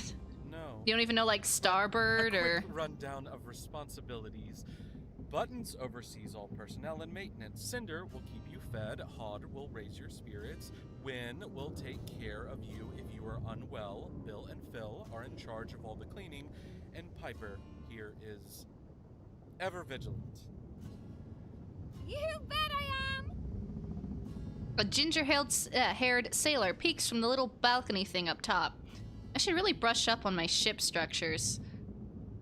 You mean the crow's nest? Excellent sight, impeccable hearing, no sense of discretion. Perfect scout! Anyways, as I was saying, the majority of them keep to themselves since they are quite busy. There are a couple more. Tomorrow, if they are feeling better, you shall meet the children. Gabe, Yuka, Zippy, Nathan, and Marcel. They named a kid And Zippy? That's here's cruel. An official list with our full crew and their formal job titles. You will be spending plenty of time with them and the children. Why, thank you, Sandy. So we have Buttons, Cinder, Hod, Win, Bill, Phil, Gabe, Yuka, Zippy, Nathan, Marcel. Nice to meet you, Piper! Pleasure's mine, Captain! You mind coming down and say hi? The shouting is killing me. I do mind. I mind a lot, sir. You stay down there, and I'll stay up here. I look at Sandy. He shrugs. Clearly used to this. I guess that's normal. Next, Win, just follow the big addition sign pointing at the infirmary. There's a handwritten note on the door. Addition sign.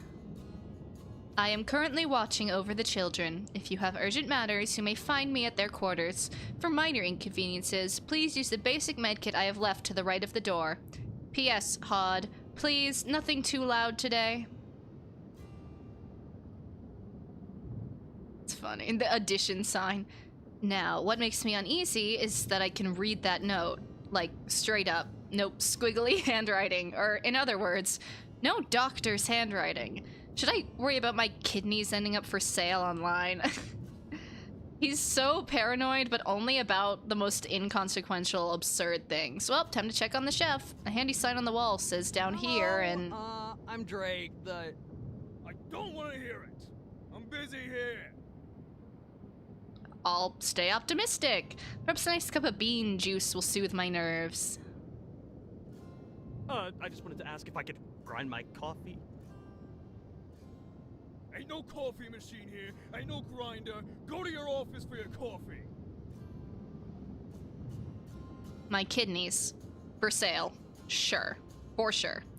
Also, no grinder on the ship? Crappy coffee for me? I should have read the fine print. Oh. Oh no. I felt a hand on my shoulder. You will take my kidneys over my dead body. Usually works, but Back pain. Oh, this is great. Sandy stands with a bunch of things in hand, looking like he's reconsidering his decision of hiring me. But there's no murderous glint in his eyes. Then again, I'm not an expert on murderous glints in people's eyes. Fascinating. Nevertheless, He's just like, all right. Anyway. Quarters. Here is your official hat, and this is your dedicated parrot. We get a parrot? We get a bird? That's not a parrot. That's gotta be the least parrot-looking parrot I've ever seen. I swear, I'm pretty sure that's an owl. It's still cute, though. I still love it. Ooh, but sweet beans, I got a legit funny hat. Welcome, Captain. Welcome. James greets you. Ooh, nice squawk, James. I love James. There's another thing you don't see every day. That sounded like a parrot, all right. I guess you learn something every day. The little guy dutifully hops up onto my shoulder. It's so cute. I love. Give me an animal Sandy, my man, sidekick. I'm I here forgot for to it. ask, why the vacancy? What happened to the previous cap? Don't worry about it. Oh. Sandy blinked a few times at my question. Suspicious. They retired. Alas. To the grave. That's enough excitement for today. If you have no urgent matters to discuss with me, I shall see you tomorrow. Funny delivery. Come to think of it, I am exhausted. Oh, well, retired it is. Nighty-night, I guess.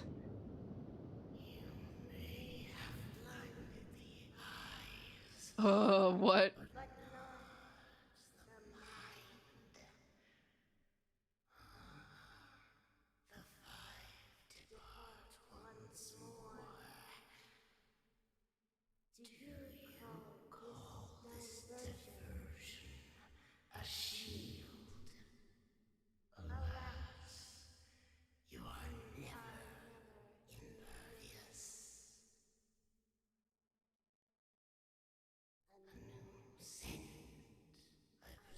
Hey, Shoddy.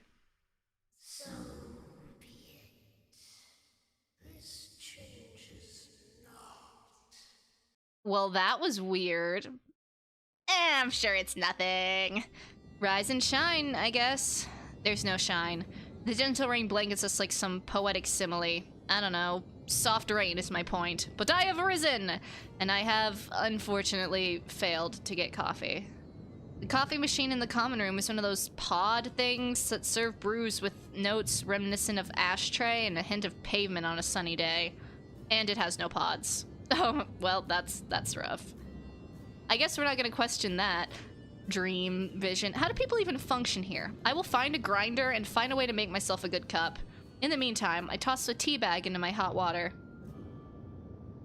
It was probably like they've done this trip 1,000 times, always with the new captain or something. I wave at Sandy, who waves back at me. Both of us seem too sleepy to talk much for now. There's no strong winds, so most of the windows are open to let in the refreshing, rainy atmosphere. I'd like to meet Buttons to see what I'm getting myself into. I point at their name on my list while I sip on the tea. Weak.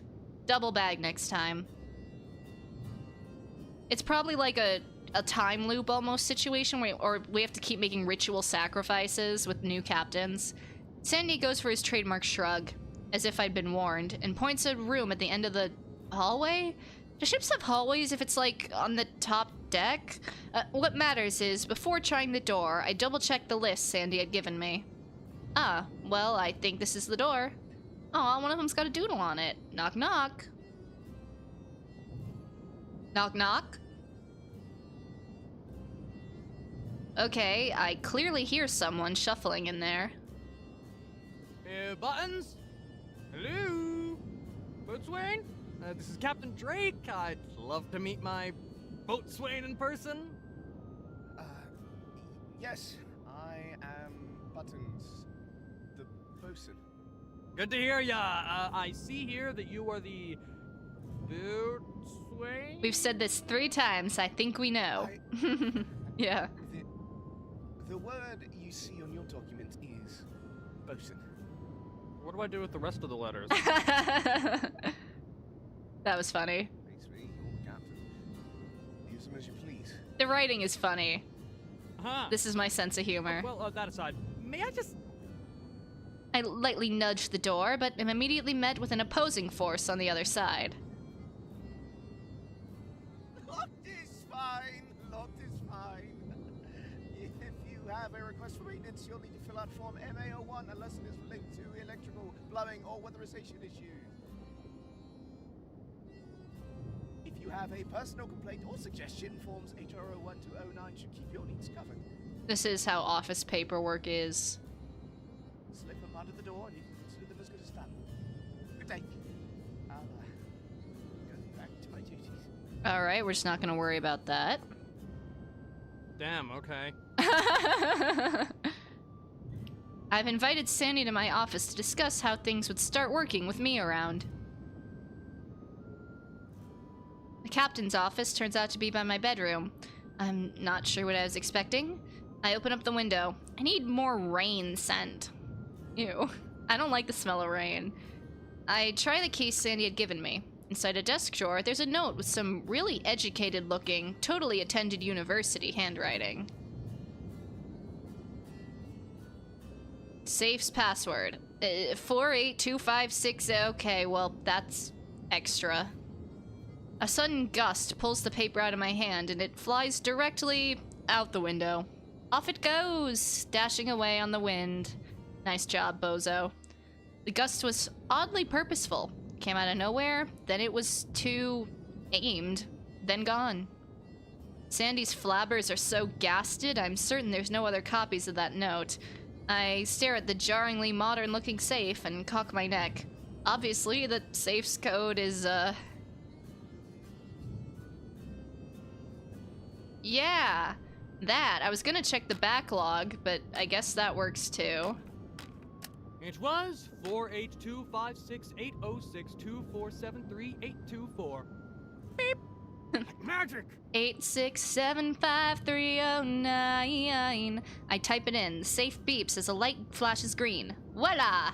I bask in Sandy's utterly perplexed expression for a few seconds. Safe has a binder with an assortment of sheets. Some metal shards for gods know what, an oddly shaped crystal, and an egg, seasoned with some dried leaf. Okay. Clearly, they hire anyone to be captain over here. Yeah, you're just putting that together? I read the notes to memorize them in case there's something useful later. The minutes stretch into hours as I hear busy, busy Sandy coming in and out of the room, carrying things here and there as I familiarize myself with all the items I just inherited. Sandy needs a raise at this point. Like, he's the only one doing stuff around here right now. Weather is good today.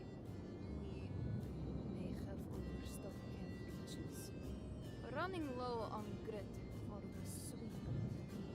I feel like I've heard this voice actress Blah, blah, blah. too. Upgrading the main mast ropes in June. Blah, blah, blah. Gotta look this up. Shredded to ribbons. Blah, blah.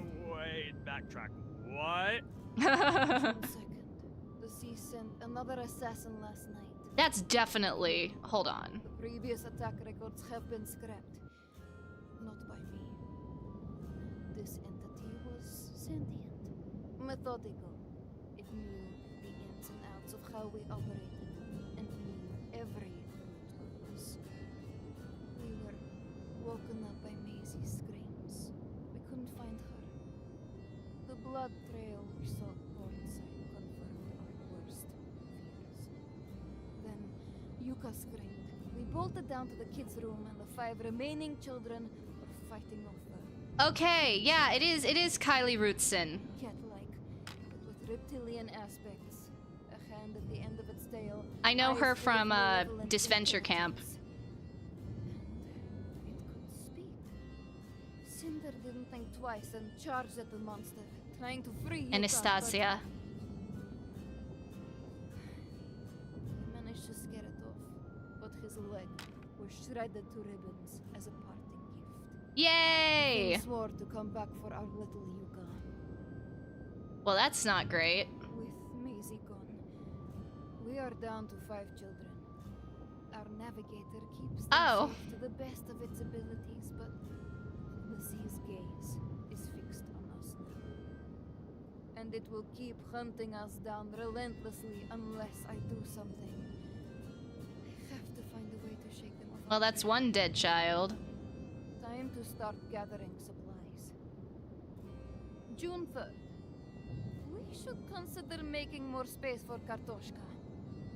Talk about a jarring change of pace. The previous captain really was off kilter, huh? James! I wish we got to name the bird. That would have been cute. Sandy was cocking his head, curious about what elicited the expression I had on my face. I needed some answers. Sandy! Sandy! Where's the captain? We have a captain?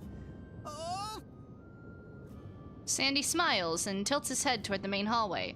As we open the door, we hear quick scrambling of smaller feet. The kids are standing in line, some of them clearly struggling to stand still. Out of mercy, I start with the one at the front, who's squirming like they're over the legal amount of daily caffeine consumption. Oh, look at these little gremlins. Look at these little creatures. Hello, hello! I am Zippy! Oh god. And Oh god. met Sandy. Oh, and James. And they told me that your name is Drake, but I should call you Captain Drake. But is it okay that I call you just Drake? Oh, this is my little bro Nate. Is that your legal name? Did your parents actually name you Zippy? I nod, shake an overly enthusiastic hand. My only wish is that I had that many energy drinks today. The next kid is a total 180 compared to the previous one. Hello, I'm Nathan. It's nice to meet you, Captain Drake. And don't worry, not all of us are a handful like Zippy. I'm almost getting whiplash from the contrast. I brace myself for the next kid. When you know, I lay out in the cutest, babiest pile of money I've ever seen. Hi, nice to meet you. I am Yuka. I like gardening and... Are you're the one who lost the leg, right? Oh, you're always welcome to check out my garden. One sec, Yuka. You're the one, right? Things swore to come back for Yuka. Cat-like. Oh, Cinder. Wait. Did Yuka lose the leg or did Cinda use the leg? I'm not sure. One of the two lost a leg, but anyway. Next comes a teen that looks like the responsible adult of the group. Hey there, Captain. I'm Gabe. You look like you have interesting ideas.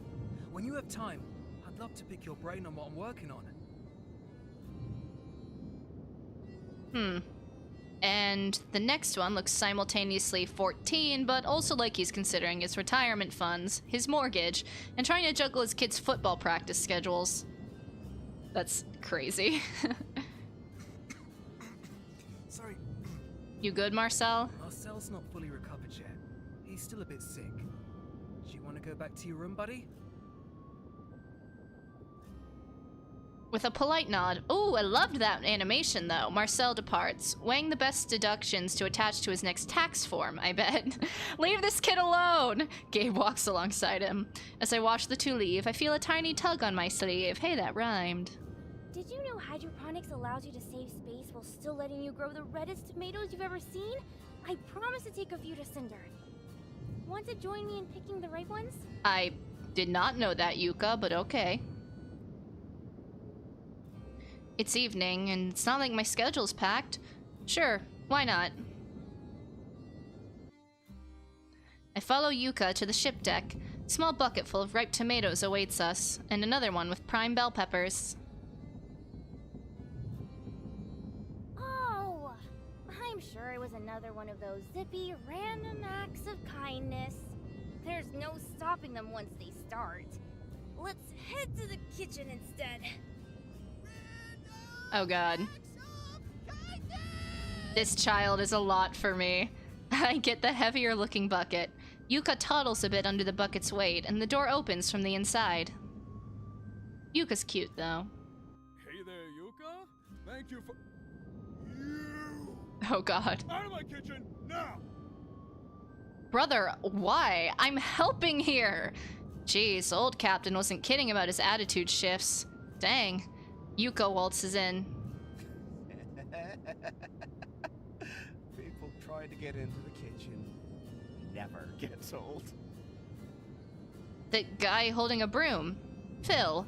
We saw each other in passing last night. Phil, you're not helping. A second later, Yuka pops out, only to drag the other bucket in. Their conversation sounds happy, very much at odds with the treatment I got. Yeah, 'cause you're not special to him. He likes Yuka. Yuka reappears and smiles apologetically. Cinder is really nice. He just needs to know you. I mean, he rarely gives anyone a chance, so if you get one, don't waste it. That's probably enough excitement for the day. Sandy keeps chicken hours, waking up so early and conking out a little after sundown anyway.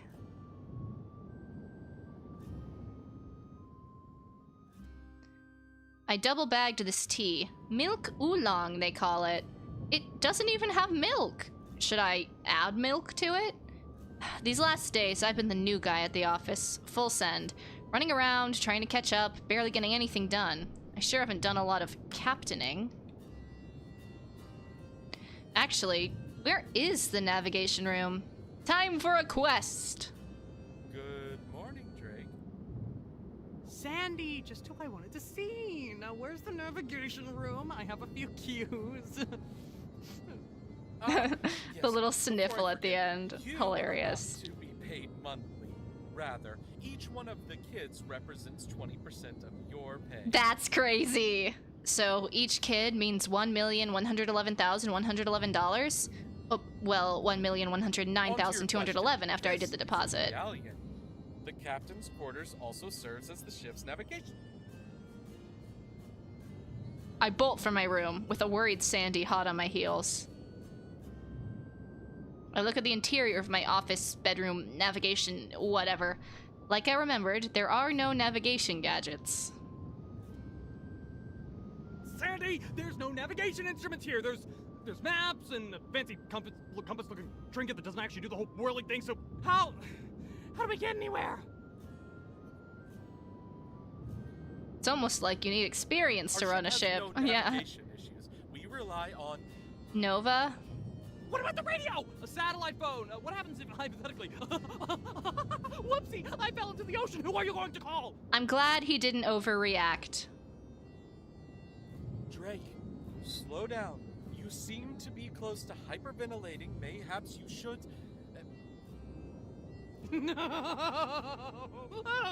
No. He's fine. Our ship has an unusual jamming property. We don't have a signal jammer yet. Neither electromagnetic waves nor communication via microwaves may be transmitted. No average navigation systems, phone or radio. But worry not. We have a dependable navigator. And this ship cannot sink. Buddy, they said the same thing about the Titanic. In case of emergency, we cannot contact the outside world through any means that I'm aware of. What? Who let this pass? Are you insane? Crazy in a certified way, perhaps. What did you get me into? Well, you got yourself dead. into this, buddy. I'm so dead. This We're is on dead. you. D-E-A-D. Dead. Woo! Sandy, you are killing me. This ship is 11 centuries old. It may croak out at any moment, and you're here like, oh, ship cannot sink. Oh, no navigation needed. This is great. May I remind you, you accepted this job of your own free will. Now, if you could please calm down. The pay was too good and I walked right into it. Yeah, like, buddy, you fell for the scam. Nova, are you available? Splash. Speaking to the navigator? It may be caffeine withdrawal, but I swear I just heard 2 distinct consecutive splashes. I run up to the deck, gently calling out to what I hope is the one sane person on this ship. Nova! Nova! I'm so glad he didn't overreact. Oh, Drake, my man. It's about time we talked. How can I help you? That is Nova! not the voice I gave Nova. Please. I beg you, tell me I'm not hallucinating. Relax, I got you. Just take a peek outside. That was not the voice I gave Nova when I was reading the page. I grip the handrail like it's an anchor to my sanity. I turn to my right. Nothing. My left. Nothing. Upwards, sky. Down, a giant flipper moves, waving at me. Here, Captain. I figured you were overwhelmed, so I didn't want to add to your already busy schedule. I'm Nova, your trusty navigator, and I keep this ship afloat. Thank you, dude, bro. Well, I'm so sorry, you. Nova. I assumed your I'm so gender. sorry. I thought it would be a girl. oh, I could do more, but I won't make it awkward. Oh my god. I mean, it's not like we're strangers, right? I had seen Nova under the ship before boarding. We're good. Sandy catches up to me on the deck.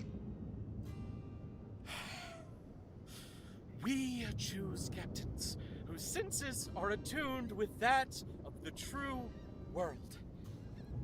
And although my senses are better trained than the average person, I can only see a shadow under the ship. I do not know what Nova looks or sounds like. What? What is the lore here? I must look beyond confused because Sandy nods. We do have a system of communication pertaining to questions I have. He will respond with 2 splashes on either side of the ship. Port for yes, starboard for no. So which one is left and which one is right? You think that the boards that are looking up to the stars make up the starboard, no? Like this deck we're on? I mean, that's not insanely bad logic, but Oh no. What about the poop deck? Everyone has been civil and clean, don't worry. At any rate, you may have gathered that Nova is not just any whale, so we can exchange complex information and communicate our specific navigation. Man, I was worried for a minute back there. With this new revelation, can't say I'm relieved or just accepting what's to come, because nothing can be worse than the prospect of my beans getting moldy.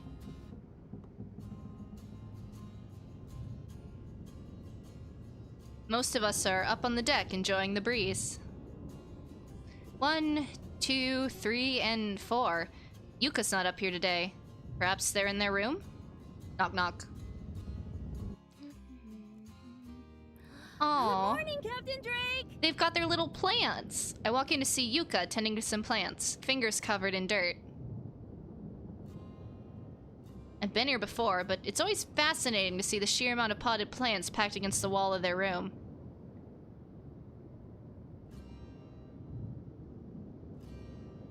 You know, I haven't really thought about the practicality of it. Do the plants even get enough sun? You grew these yourself, kid? After dusting the remnants of soil off her fingers, she gently tugs the hem of my sleeve toward the plant wall, urging me to take a closer look. Yes! So you see, they're all categorized into different sections. Over in this area, we have the green beans, the green onions, the green cabbages, and a bunch of other green vegetables here. How do they grow things here? Smelling something in the air, I glance to the bottommost corner to see a small white flowering plant with large leaves. Yeah, the art style is so cute.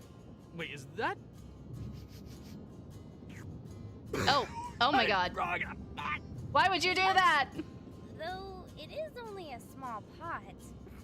I've heard that the flavors don't mix too well. Oh, and over here we have the colorful non-green section with carrots and... Oh no, my tomatoes! Cinder is gonna be disappointed. Yuka hurriedly examines the tomatoes. Looks like some of them have been bruised and pecked into. There's only one bird on this ship who could have done this. Aha, Cinder. Goodness, was he cranky when I tried to say hi the other day? What's up with the dude anyway? Oh, yes. He's a little Okay, so sensitive Cinder about was the what one he who might lost the know. leg. Something took a big jump. And Mr. Button said he saw something in the shadows when it happened. Call me Ishmael. That's a Captain Ahab Cinder moment. seemed really, really sad. Saying he didn't want to least not now. So I thought I'd cheer him up by growing fresh ingredients. That way he wouldn't have to go to the port to buy it himself anymore.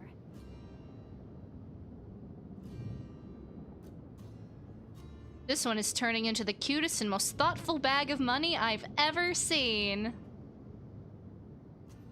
But Cinder? Really? The Cinder that slammed the door to my face? A nasty temper like theirs? And here I thought the kitchen was open to all. I was thinking they'd be willing to share a few cups of the good stuff if I could use the coffee machine.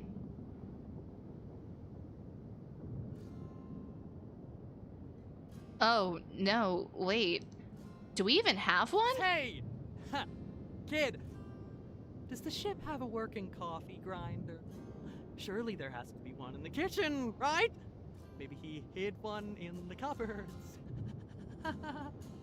Please say yes. I'm not addicted. I could stop at any time. I don't think so.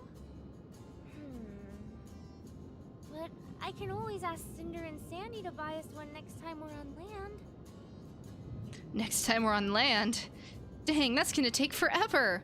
What a waste of my Guatemalan beans. I should make must-have coffee machine at the workplace a job criteria next time. Or you could have brought one. Alright, I think that's where we're gonna have to stop this one, which is unfortunate because I really like it. We're gonna save. I really like this one, but I do have one more game I want to get to. So unfortunately, we're gonna have to stop there. I want to finish this one. I want to know what the lore is, what's going on. It's also very funny. This one's great, honestly. Like, the writing's funny, the story's good, I love the art. If I have one constructive criticism, the volume mixing on the voice acting is fantastic. Everyone's doing great, but the volume of different characters is a little inconsistent. So some characters sound a little quiet, other characters sound louder. So I know mixing's hard, don't get me wrong, but that's my one constructive thing. But everything else is fantastic. Like, I want to see where this one goes. So very good work. All right, let's go ahead and turn this one off. And I'll boot up our last game. Do a later stream where I revisit ones? Maybe, maybe. I kind of care more about showing off as many as I can than necessarily finishing all of them on stream. It also gives people reason to go play it themselves, you know? More downloads for the devs. It's a win-win situation. So, I don't know if I'll stream finishing them, but... Alright, let's get my last one up here. Doobie doobie dooba, doobie doobie dooba. Don't worry, Windows, I know it's not a virus. Ooh, okay. Funky tunes. Bow, bow.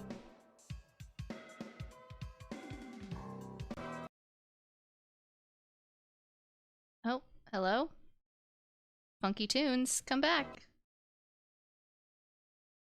Come back! I think it's struggling to load. Hold on. It crashed! No! Come back! Hold on, let me reboot. Let me try again. My computer could not handle it, apparently.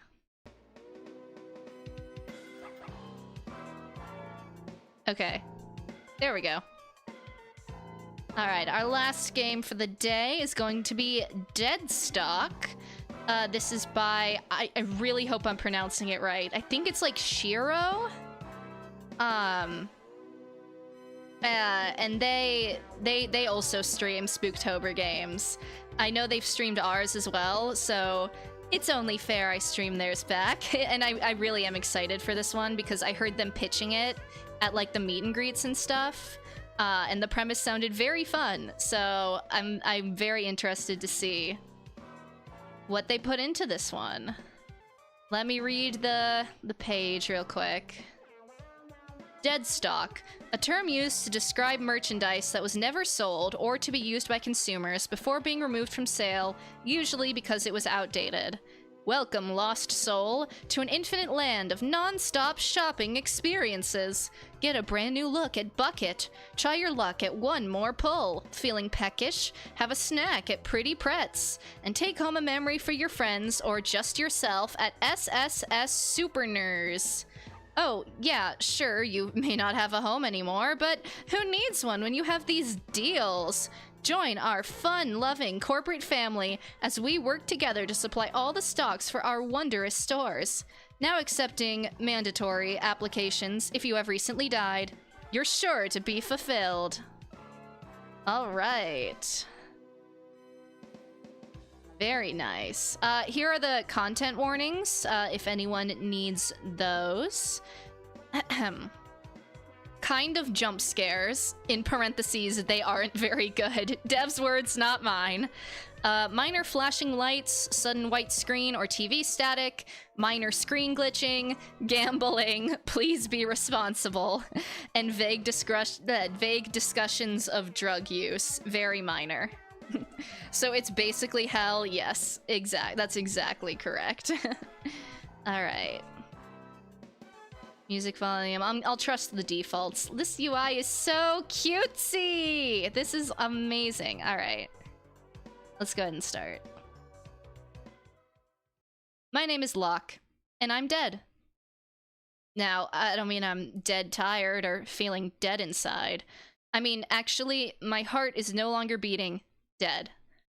Usually, this status would disqualify me from most employment, but as it turns out, being dead is the exact type of employee experience my new boss wanted. Figures that hell would be working in retail. Or at least, I assume I'm in hell. I woke up in what appeared to be a standard suburban mall. The kind that seems to pop up nearly overnight and proceeds to destroy all small businesses in the area. Goddamn, we're coming out swinging. Alright, let me tweak the volume a little bit here.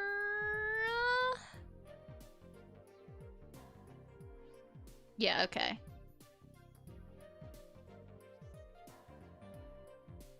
Oops.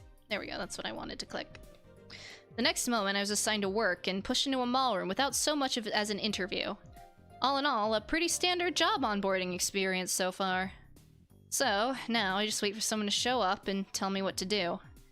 And it looks like I don't have to wait long. Are you my new partner? Hey, some guy. I look the newcomer up and down. He's dressed in the same brown jumpsuit that had been thrown on me immediately upon coming to consciousness. Must be company issued. Probably. Don't you know? You should have been told about your assignment during intake. Was I? Everything had happened so fast. The only thing I really processed during that brief meeting was that I was doing something with packages. It's possible that I wasn't listening. I was told to come meet my new partner in the mailroom. And since you're the only one here, you have to be him. Stands to reason. Alright. My name is Torch. What do I call you? Torch and Locke, alright. Locke. I'm not actually sure if this is my real name. Hold on, I want to go to preferences. It was with me when I came here, an instinctive identifier. The only thing I knew about myself, other than being dead. Okay, so they're like code names. Cool. I wanted to up the voice volume, but I guess it's as loud as it goes. So I'm just gonna turn everything else down, methinks, and then turn the game up. I feel like it's the best course of action here. Okay. Okay, Locke. We are going to be working together for a very long time, so let's try to make the best of it. You seriously expect me to spend my afterlife working? What's the point? It's not like I have to worry about keeping a roof over my head or food in my stomach. Maybe not, but that just means you can use your paycheck for yourself. What are we gonna use our paycheck on? Is there...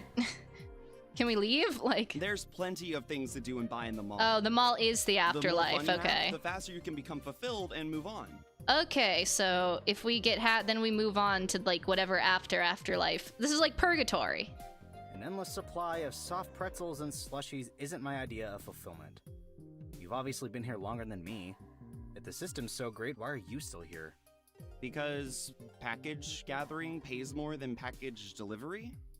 That's not what I meant, but whatever. How does this whole partner thing work anyway? Do we take breaks and fill out our time cards together, or what?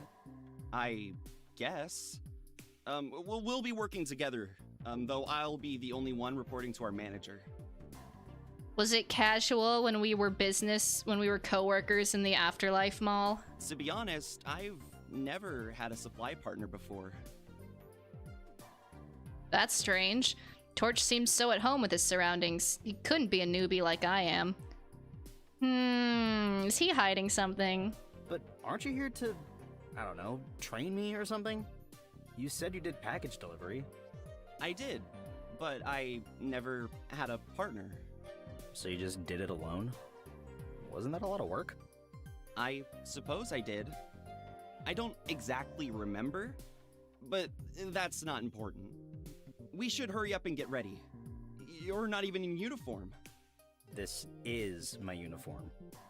Aren't you going to zip it up? Nah, he's too cool for that. Look at this. He's too rebellious. No way. All right then. Card, none. Tutorial guy. Well, look at what you found yourself in. Don't worry, I'll walk you through some basic stuff that's about to happen. Every time you go to work, you'll have to prepare things at your locker here before you set off to earn those gains. Alright, this is intricate gameplay. I'm here for it. Once you click start, you'll enter the package gathering game. So every time you go to work, you'll have to traverse through a randomly generated maze in order to find packages. Oh no, I have to be good at video games? I didn't sign up for this! Remaining stamina, click to move or use WASD. Consume selected pretzel. When you spot a package, click to gather or press B. Stats for you. Okay. When you find a package, you can collect it by clicking the collect button or pressing B on your keyboard. Pay attention to the stamina you have left. Taking steps eats up stamina as well as collecting packages. Okay, so I gotta be careful how much I move. Once you run out of stamina, the day ends. Watch out while you walk through the maze. If you happen to hear some footsteps, that means there's a mannequin in that direction. When you see this signal, as long as you walk the opposite direction once, you'll be able to lose the mannequin and continue on your way. Walking toward the signal is not advised. By the way, I just want to let you know that rollback is disabled, so make sure to save often. Cool, thanks. We'll go ahead and save now, just to be sure. So, that's all I have for right now. Have a nice first day at work! Okay. Select card. Package rate. What are my cards? None. Oh, these are like buffs, I guess. Okay. So I assume the mannequins are like the monsters. Alright, I guess we just go.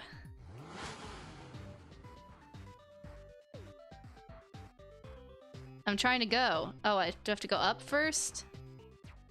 Am I stupid? We're gonna save. Actually, I just saved. I'm not. Am I moving?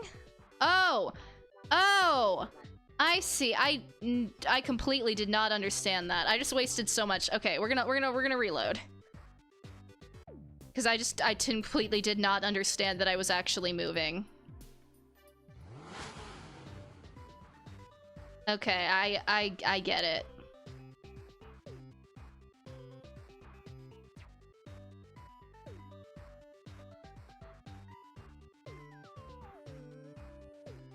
I hope I'm not going in circles. Package!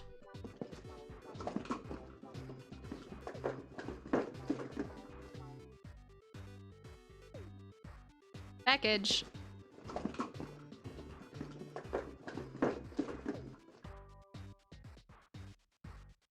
Two, one. Oh. Oh, I can't do- I have no stamina left. I can't do anything? Alright, what- yeah, I'm out. That's it. I'm too tired to keep going. Time to call it. My arms ache as I load the last package into the cart. Why do I still have muscle cramps now that I'm dead? What kind of sadistic being designed this afterlife? As I rest against the newly stacked pile of boxes, I notice that the topmost one has a letter attached. Not a shipping label, but an actual envelope. Looks out of place against the cardboard conformity of a standard-sized shipping container, and curiosity gets the best of me. I pocket the envelope to look at later. Torch inspects the packages as our shipping cart and nods at me in approval. Not bad for your first run. I'm feeling considerably less enthusiastic. Not bad? We only collected like a number of packages. Our cart's not even full. If we make $2 per package, then for today, we've only made a few dollars. That's So now you care about money? Those slushies and pretzels suddenly looking pretty good to you? If I'm gonna work anyway, I want to be paid for my labor. Tell me this is just a slow run. Nope. This is typically what we make per run. Below minimum wage, it's so over. But don't worry, the prices in the mall are pretty reasonable, so you don't need to worry so much. But when you factor in cost per labor, don't you think the manager should pay us more? Unionize! These boxes aren't exactly easy to find. Could you talk to them? I don't know. I don't want to make waves. Are you kidding? You think asking to be paid fairly for an eternity of wage slavery is making waves? Corporate types are all the same, whether you're alive or dead. They'll take advantage of you wherever they can to save a buck. I wonder if this is like an undercover boss thing. Maybe Locke is like a manager or like a head honcho person, and that's why he like is the only one who can talk to management and, you know, doesn't want to disrupt the corporation. I don't know, I'm just theory crafting right now, but... We don't even get days off. It's also why he's been here so long, because he, like, is management. Torch scratches his neck, refusing to meet my gaze. I get where you're coming from, but things aren't that bad. We don't have to worry about taxes or rent, so less goes a lot further. But if you're that unhappy and want to confront the managers, I won't stop you. You won't stop me. You'll just stand by and pretend this is someone else's problem. How generous of you. I can't believe I was paired up with such a coward. Don't worry, you'll kiss by the end. I'm sorry, I gotta stop making these jokes, but they make it too easy. Torch just stares down at his feet, not even trying to defend himself. Pathetic. Look, we've finished our run, so we should really head back. Oh! What the hell was that? Ha ha ha, that was fine. Not even worried about it. What was what? Hey, shoddy! Oh, that. That's a bit hard to explain. I'll tell you later, just get in the cart for now. Come with me if you want to live. Get in the cart. How are you so calm? There's something... Hey, stop pushing! Nyum. Okay, we're back. Now will you tell me what's going on? I tried to grill Torch for details the entire way back to the office, but he remained stubbornly silent on the matter. It's not that big a deal. You know how there are mannequins around in the mall center? Yes, they're kinda hard to miss. Well, there are mannequins in the outskirts of the mall too. And they're just kinda... like that. We call them broken mannequins. Just kinda like, what? Alive? Moving around? Going to skin us so they can make suits of our flesh and become real boys and girls. That's fucked. Of course not! What are you even talking about? Haven't you ever seen Pinocchio? That is not the plot of Pinocchio. Have you? Because Yeah. I don't remember flesh suits in Pinocchio. Okay, I might be conflating a few movies. But that doesn't change the fact that creepy mannequins are just walking around. Watching. Waiting. It's not like that. The mannequins are just... around. Just ignore them and you'll be fine. They're like bees. If you don't bother them, they won't bother you. What if I'm deathly allergic to bees? What then? Brother, it's an analogy. Are you saying you're allergic to mannequins? No, I just mean... This is clearly a hostile workplace. Don't we deserve workers' compensation? Or at least a raise? No need to worry about that. The broken mannequins are already factored into our current pay. Oh. Then we should get more. How are you so calm about this? I guess I'm just used to it. There's not much we can do, so why stress about it? I'm astounded by Torch's complacency. Is that what this place does to you? Turns you into a workplace drone that's conditioned to accept horror? But Torch is right. At least for the moment, there's nothing I can do about my situation right now, so might as well make the best of things. And I'm not so much of an asshole to keep pushing an issue when it's clearly making a coworker, who I will have to work with for possibly forever, uncomfortable. So I drop it. Okay, fine. We brought the packages back. What's next? We place them on the table, then log what happened today in our notebooks. They did give you a notebook, right? Yeah, I have it right here. As I reach into my pocket, my fingers brush against the thick paper of the envelope I found. Hey, Torch. I found this letter on one of the packages. You know what that's about? Please don't steal it from me. Oh yeah. Oh, okay. Those show up every now and then. Company policy says to just toss them. Read it, read it, read it. Torch gestures towards a nearby recycling can. It's funny that there's recycling in Purgatory. You'd think all trash would be combustibles. We're just supposed to throw the envelopes away? Why? What's in them? I don't know. They're not relevant to the job, so they can't be important. There it is again. Torch has complete apathy towards our situation, and as someone full of questions, it's frustrating because he's the only one who can provide answers. Well, fuck that. Even if he's not curious, I am. I don't need him to solve this mystery. I jam a finger under the envelope crease and rip it open. Hey, what are you doing? We're not supposed to read those! Yeah, and what's management gonna do? Take away my gumball machine privileges? Now, shut up. I'm trying to read. Torch hovers over my shoulder anxiously as I look over the letter, which is still pretty distracting, but he doesn't say anything further. Dear Marion, I know this might seem like too little, too late, but I have all these feelings, and I just need them to go somewhere, you know? Even if you can't hear them. I just keep thinking about how much time we wasted. There was so much going on in my life that I thought was so important. I was never there for you like I should have been. Working as a pilot, I was always halfway across the world. Our little brother was away at college. By the time we realized something was wrong, you were long gone. You were always so independent, you know? When you left home, I just thought you wanted space. I had no idea you were struggling. Or maybe I just didn't want to see it. I just keep thinking, if you had just talked to me, you could have crashed on my couch, spending nights together laughing and watching movies like when we were kids. I would have given you time to figure out what you really wanted to do. But that makes me sound like I'm blaming you, doesn't it? That's not my intention. If you didn't come to me, you had a reason. I always had a plan for my own life. I knew my trajectory, so maybe you didn't think I'd understand being lost. Maybe that's why you turned to needles instead. At least they never judge. I don't judge you, Marion. I have only ever loved you, and I still do. I hope you know that and are happier now, wherever you are. With love, your big sister. Alright, T.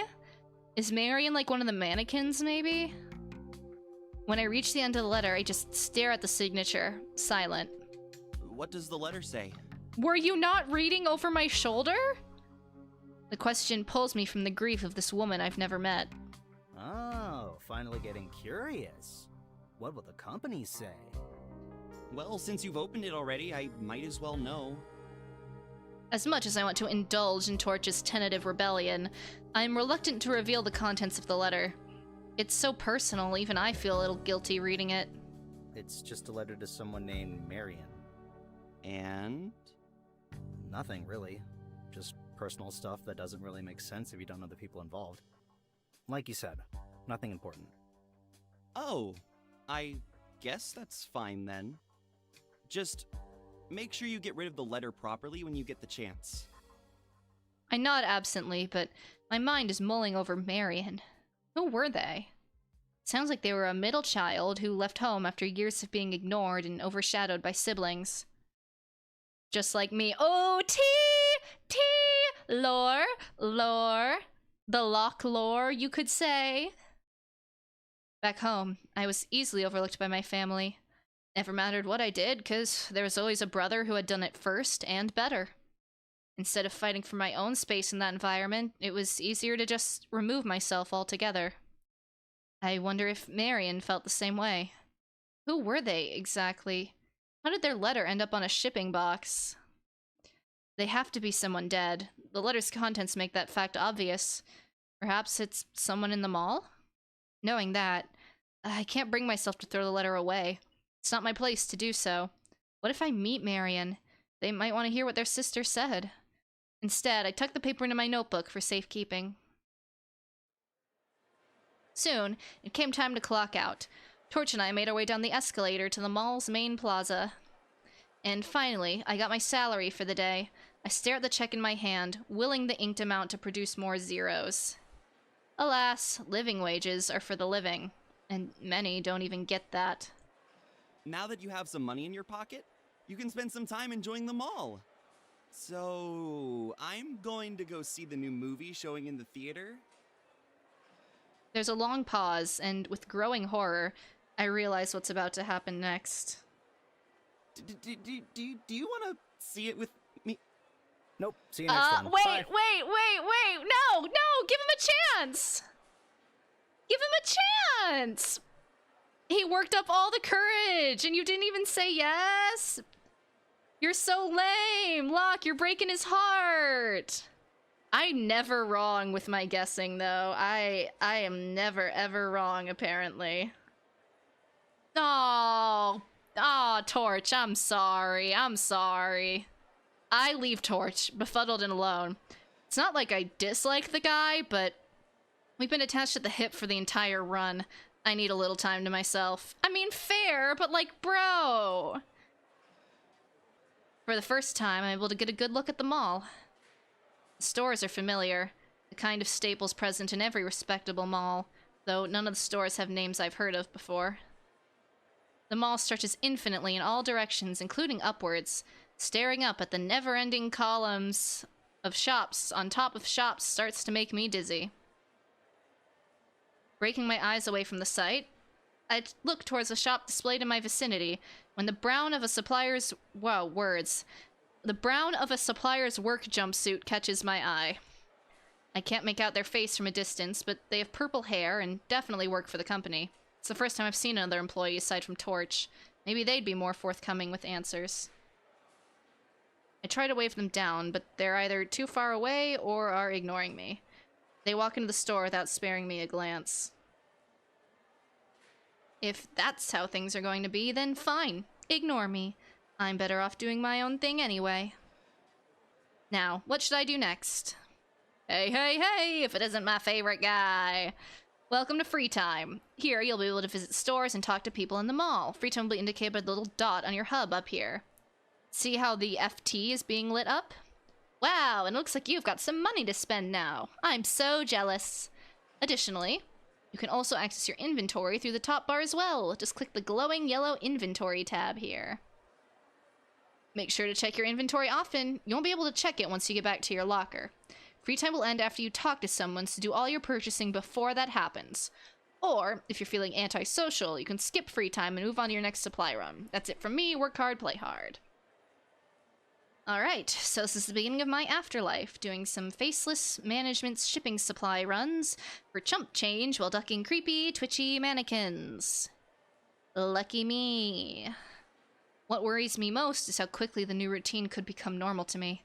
If I'm not careful, I'll end up like Torch, placidly towing the company line. It bothers me that he's so unwilling to step out of his comfort zone and fight for something better. Can't help but think if I had a partner with more backbone, our rates would be higher. At least with few living expenses, saving money's easy enough. Problem is, well, there's plenty to buy at the mall. There's nothing I really want. It's all instant gratification that quickly grows stale. Is this really the way to find fulfillment? Alright, we got you, and then our 4 stores. Alright, let's just go this. Whoa, hey! The amount of spiderwebs makes the whole store seem like a trap. Welcome in. But watch your step. We wouldn't want you to trip on a web now. Oh my. I haven't seen you around before. Are you new? Welcome to One More Pull. Here, you can draw random cards for the hit game without a name. For just $4, you can draw 1 card. Or if you like to bulk buy, you can draw up to 4 cards at one time. Once you draw, I'll hold your result in my hand like this. And you click on each one to see what you got. Hope you'll have fun here. Caw. Let's go gambling! Okay, so that's an option. All right. See you later. Fuck it. This store's Kitty! Kitty! A cat? Good day, sir. Come to browse our toppers? Oh, wow. You must be new here. We sell all kinds of hats to place on your head. Our stock changes every run, so be sure to stop by every free time you get. Or if you're impatient, you can always re-roll our hat selections if you're looking for something specific. I don't know what they do. I want the cat one, but I don't know what they do, and I also can't afford it. Oh, okay. Yeah. Have a good day. Meow. I wish I knew what they did. Pretty Pretz. Of course, the most delicious smells are coming from here. Welcome! Just looking for something to snack on? Are you a new customer? Well, it's great to see you. We've got all kinds of tasty pretzels and drinks to satisfy any craving you desire.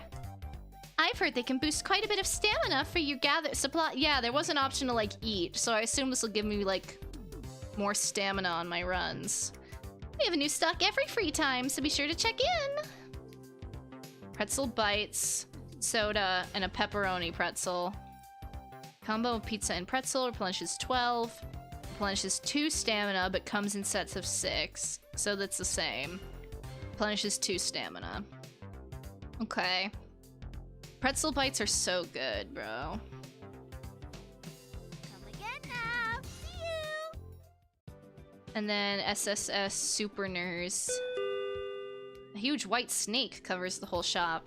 Looking for something for a special someone? Is this where I give gifts for like free time events? Oh, an unfamiliar face. You're welcome to browse around. Our prices are super low. We have all sorts of trinkets for you and your friends. If you're not sure about what your friends would like, I can provide a small hint for you for just $1. Make sure you ask. Your did it, star. A gibbet. Oh, this is so cute. Okay, cool. Or a hint. Okay, but what if I want to leave? What if I want to go? Is there a sale today? There's always a sale today. No. Oh, back. It said back on the leaf. I didn't. That did not register. Stop by again soon. You wouldn't want to miss out on a good deal now. All right, cool. I'm gonna save my money for now. Or I could get a card. You know what? Actually, I'm gonna buy a card. Feeling lucky today? You want to know the chances? Well, that wouldn't be any fun now, would it? I'm gonna let you in on a little secret. Extremely rare card, 1 in 100.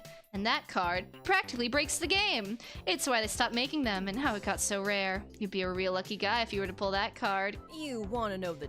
You Okay. want to know... Alright, let's do a card. Would you like to draw a card? I can only draw 1. Yeah. See what I get. And done. Better eyesight. 2 pairs of eyes are better than 1. With the help of your pal, packages are easier to locate. If you're next to supplies, the path will light up. Okay. Look at that! How much work went into this, bro? Like, actually. Alright. Let's go back. Alright. See you later. Alright, I have no money now. I'm poor. Let's talk to you. You're in front of the gift shop. A green-haired girl with a headband is peeking into a souvenir shop. That's so crazy!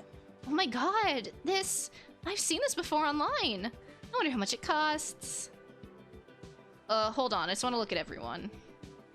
Oh, it's a mannequin. For a second, I thought it was a person. Oh my god, there's a sale happening today at Mephora. Alright. I can't wait to get my ears pierced at Blair's. Isn't Claire's going bankrupt? Okay, so I have no choice. This is the only person I can talk to, unless I don't want to talk to anyone. That's so crazy! Why not? Just as I started walking toward the super nurse store, a green-haired girl turns around as if she's got some sixth sense. Hey, hey! Hi! Huh. Why was I talking as if they weren't voice acted? Sorry. Even though I sensed her coming, the voice still startles me. Oh, I'm so sorry. I didn't mean to sneak up on you like that. I saw a new face and thought I'd come say hello. I guess. Well, mission accomplished. Okay, so the free time events are just voice barks. They're not fully voiced. Yeah, anyway, my name's Candle. It's nice to meet you. So we have Lock, Torch, and Candle. I'm trying to think if there's like any meaning to this. I'm Lock. Likewise, I guess. So, Lock, what brings you to the mall?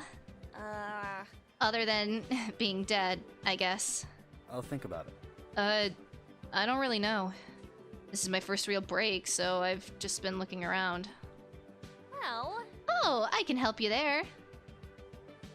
Have you been to all the shops? Yeah, but most things are out of budget for me. Collecting packages does not earn much. Actually, package gathering is the most lucrative job you can do. Then this afterlife is fucked. It ain't exactly heaven. What's going on? Anyway, what do you like to do for fun, Locke? Like, when you were alive? I don't know. I guess I used to play a lot of video games. Upon hearing that, Candle's eyes lit up. That's so crazy. Oh, I know just the place. Come on, is there an arcade? Candle leads me to an arcade. Nailed it. They have everything from old school platform games to latest MMORPGs. She picks one of the fighting games and motions for me to sit next to her and play. She beats me every time. What's going on? What's wrong, Locke? I thought you said you played games. I didn't play that much. You're just way too good. You held the highest score on the leaderboard in every arcade machine we played. I don't know about being good, but I did play a lot when I was alive. More than me, that's for sure. Were you a professional by any chance? Nah. I was pretty sickly growing up. Since I wasn't able to go outside or do sports like other kids, I played a lot of games, read a lot of books. Well, all the activities one can do while sitting down, I guess. And now that I'm here, I can move around freely and talk to people IRL. So gaming's just a hobby now.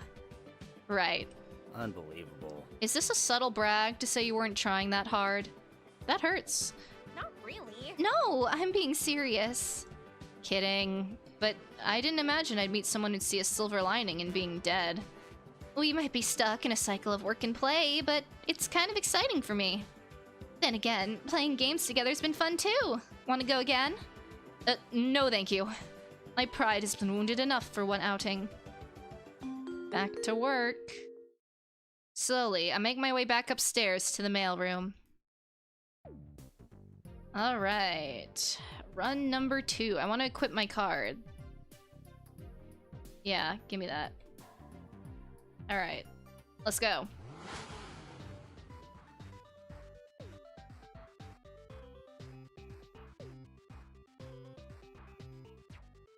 Oh, fuck. Okay, well, it's a good thing. It's a good thing I walked the other way.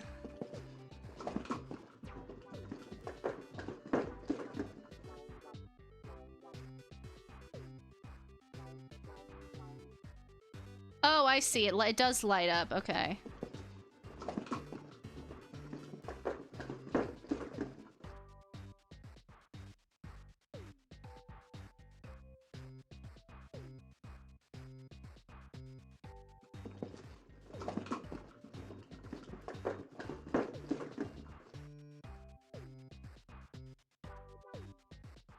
Oh shit, I'm dead. Oh. Hey! I should have saved. I didn't save. I'm an idiot. Luck! Are you alright? Don't walk too far, okay? Right. My bee! It's okay. We were almost at the end anyway. I was gonna be worried if I, like, lost all my money Time to call it. This one got 3 packages for $6. Oh, who is you? And you? Alright, that purple-haired worker I saw before. Okay, who are you? A girl with long hair and twin buns. I guess fulfillment comes at a discounted price. It doesn't feel right to me. I'm gonna save my money this time, for now. We're gonna talk, because they brought up the purple hair guy before, so I guess we'll talk to him. Why not? As I'm walking past the fountain, the purple hair guy suddenly comes up to me. From far away, their most notable description was the purple hair, but as I get closer, it becomes clear the only way to describe him was... tiny. Hey. Wow. Huh? Can I help you? As I look down at them, the bright red color of their shoes catches my eye. They're wearing those sandals that have holes in them. Interesting. Have you bought anything cool? Yeah, I bought a card. Guess. Yeah, it's nothing life-changing though. Just felt like buying it for fun. That's cool. By the way, my name's Magnet, okay. Like the things you stick on a fridge. So... Everyone here is named after an object. No one has a normal name. Your name's probably some odd object too, like... shampoo.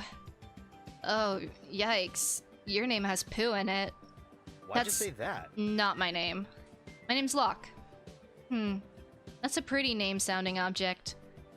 They turn away from me, looking up at the ceiling, if there even is one. Since Magnet's doing it, I decide to look upward too, see what they're looking at. The mall stretches out infinitely in all directions, farther than I can see. Everything towers over us. It's like being in between skyscrapers. Yeah, this is kind of dizzying. The thought of possibly being that high up made my stomach turn. Yeah. That's why I like it. What is wrong with them? So, is this what you would do while you were alive as well? Just stare up at the sky? The sky, while alive, was not this interesting. Because it existed. I spent most of my time alive sleeping, working, and studying. Studying? You were a student? College. Had a bunch of loans because of school. Worked part-time jobs to pay it. Main reason why I skipped college altogether. Nice. I probably should have done that. But I needed the degree for what I wanted to do. What'd you want to do? Dunno. I've forgotten. Me when I lie. I'll think about it. You forgot? Is it a side effect from dying? But I feel like my memories are all in— They're lying! They're clearly lying, bruh. No, I think I forgot when I was alive, too. It's blurry, like looking at a mirror after taking a shower. Okay, or maybe I'm being mean. Maybe they're not lying, but it's hard to find fulfillment without a clear goal, huh? It's fine like this. I guess, but I don't really want to leave. I feel pretty content just existing here. Really? No desire to bust out and move on to, your next life? Don't know why everyone's so interested in moving on. I guess it's just because I barely understood this life. Magnet leans back and stares up at the non-existent ceiling again. I look up once more, grimacing at the way the buildings swirl together, and tear my eyes away from it. Back to work! Alright, I think I am unfortunately out of time.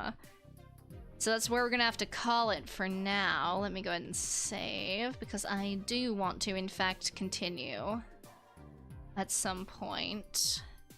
Let's go ahead and move over to chatting.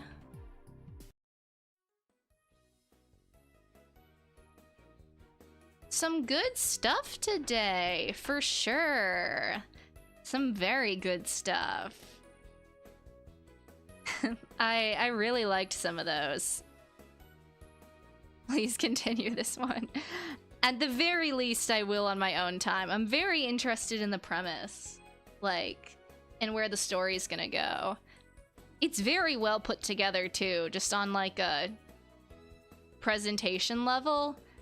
Really, really clean. Like, it's like professional looking in terms of UI and art, and animations, because I know how hard all that stuff is. It's still something I'm trying to improve on, is like fun UI and, you know, all that jazz. So yeah, I'm definitely gonna finish the ones I didn't finish today. Probably on my own time, but I will link them all in the description as well as soon as the stream is over. So I highly encourage you all to check them out for yourselves, give the devs downloads, reviews, support, all that jazz, because making indie games is in fact hard. I would know. And so everyone who makes something, always just super impressive, because, you know, you made something, and I think there's a lot to be proud of in that. But sappiness aside, we'll be playing more next week. So if there's any you guys in particular know of that you want me to check out, maybe drop a comment and I will at least look into it. But yeah, I think that's gonna be it from me for now. Thank you all so much for coming. I always enjoy these chill streams a lot.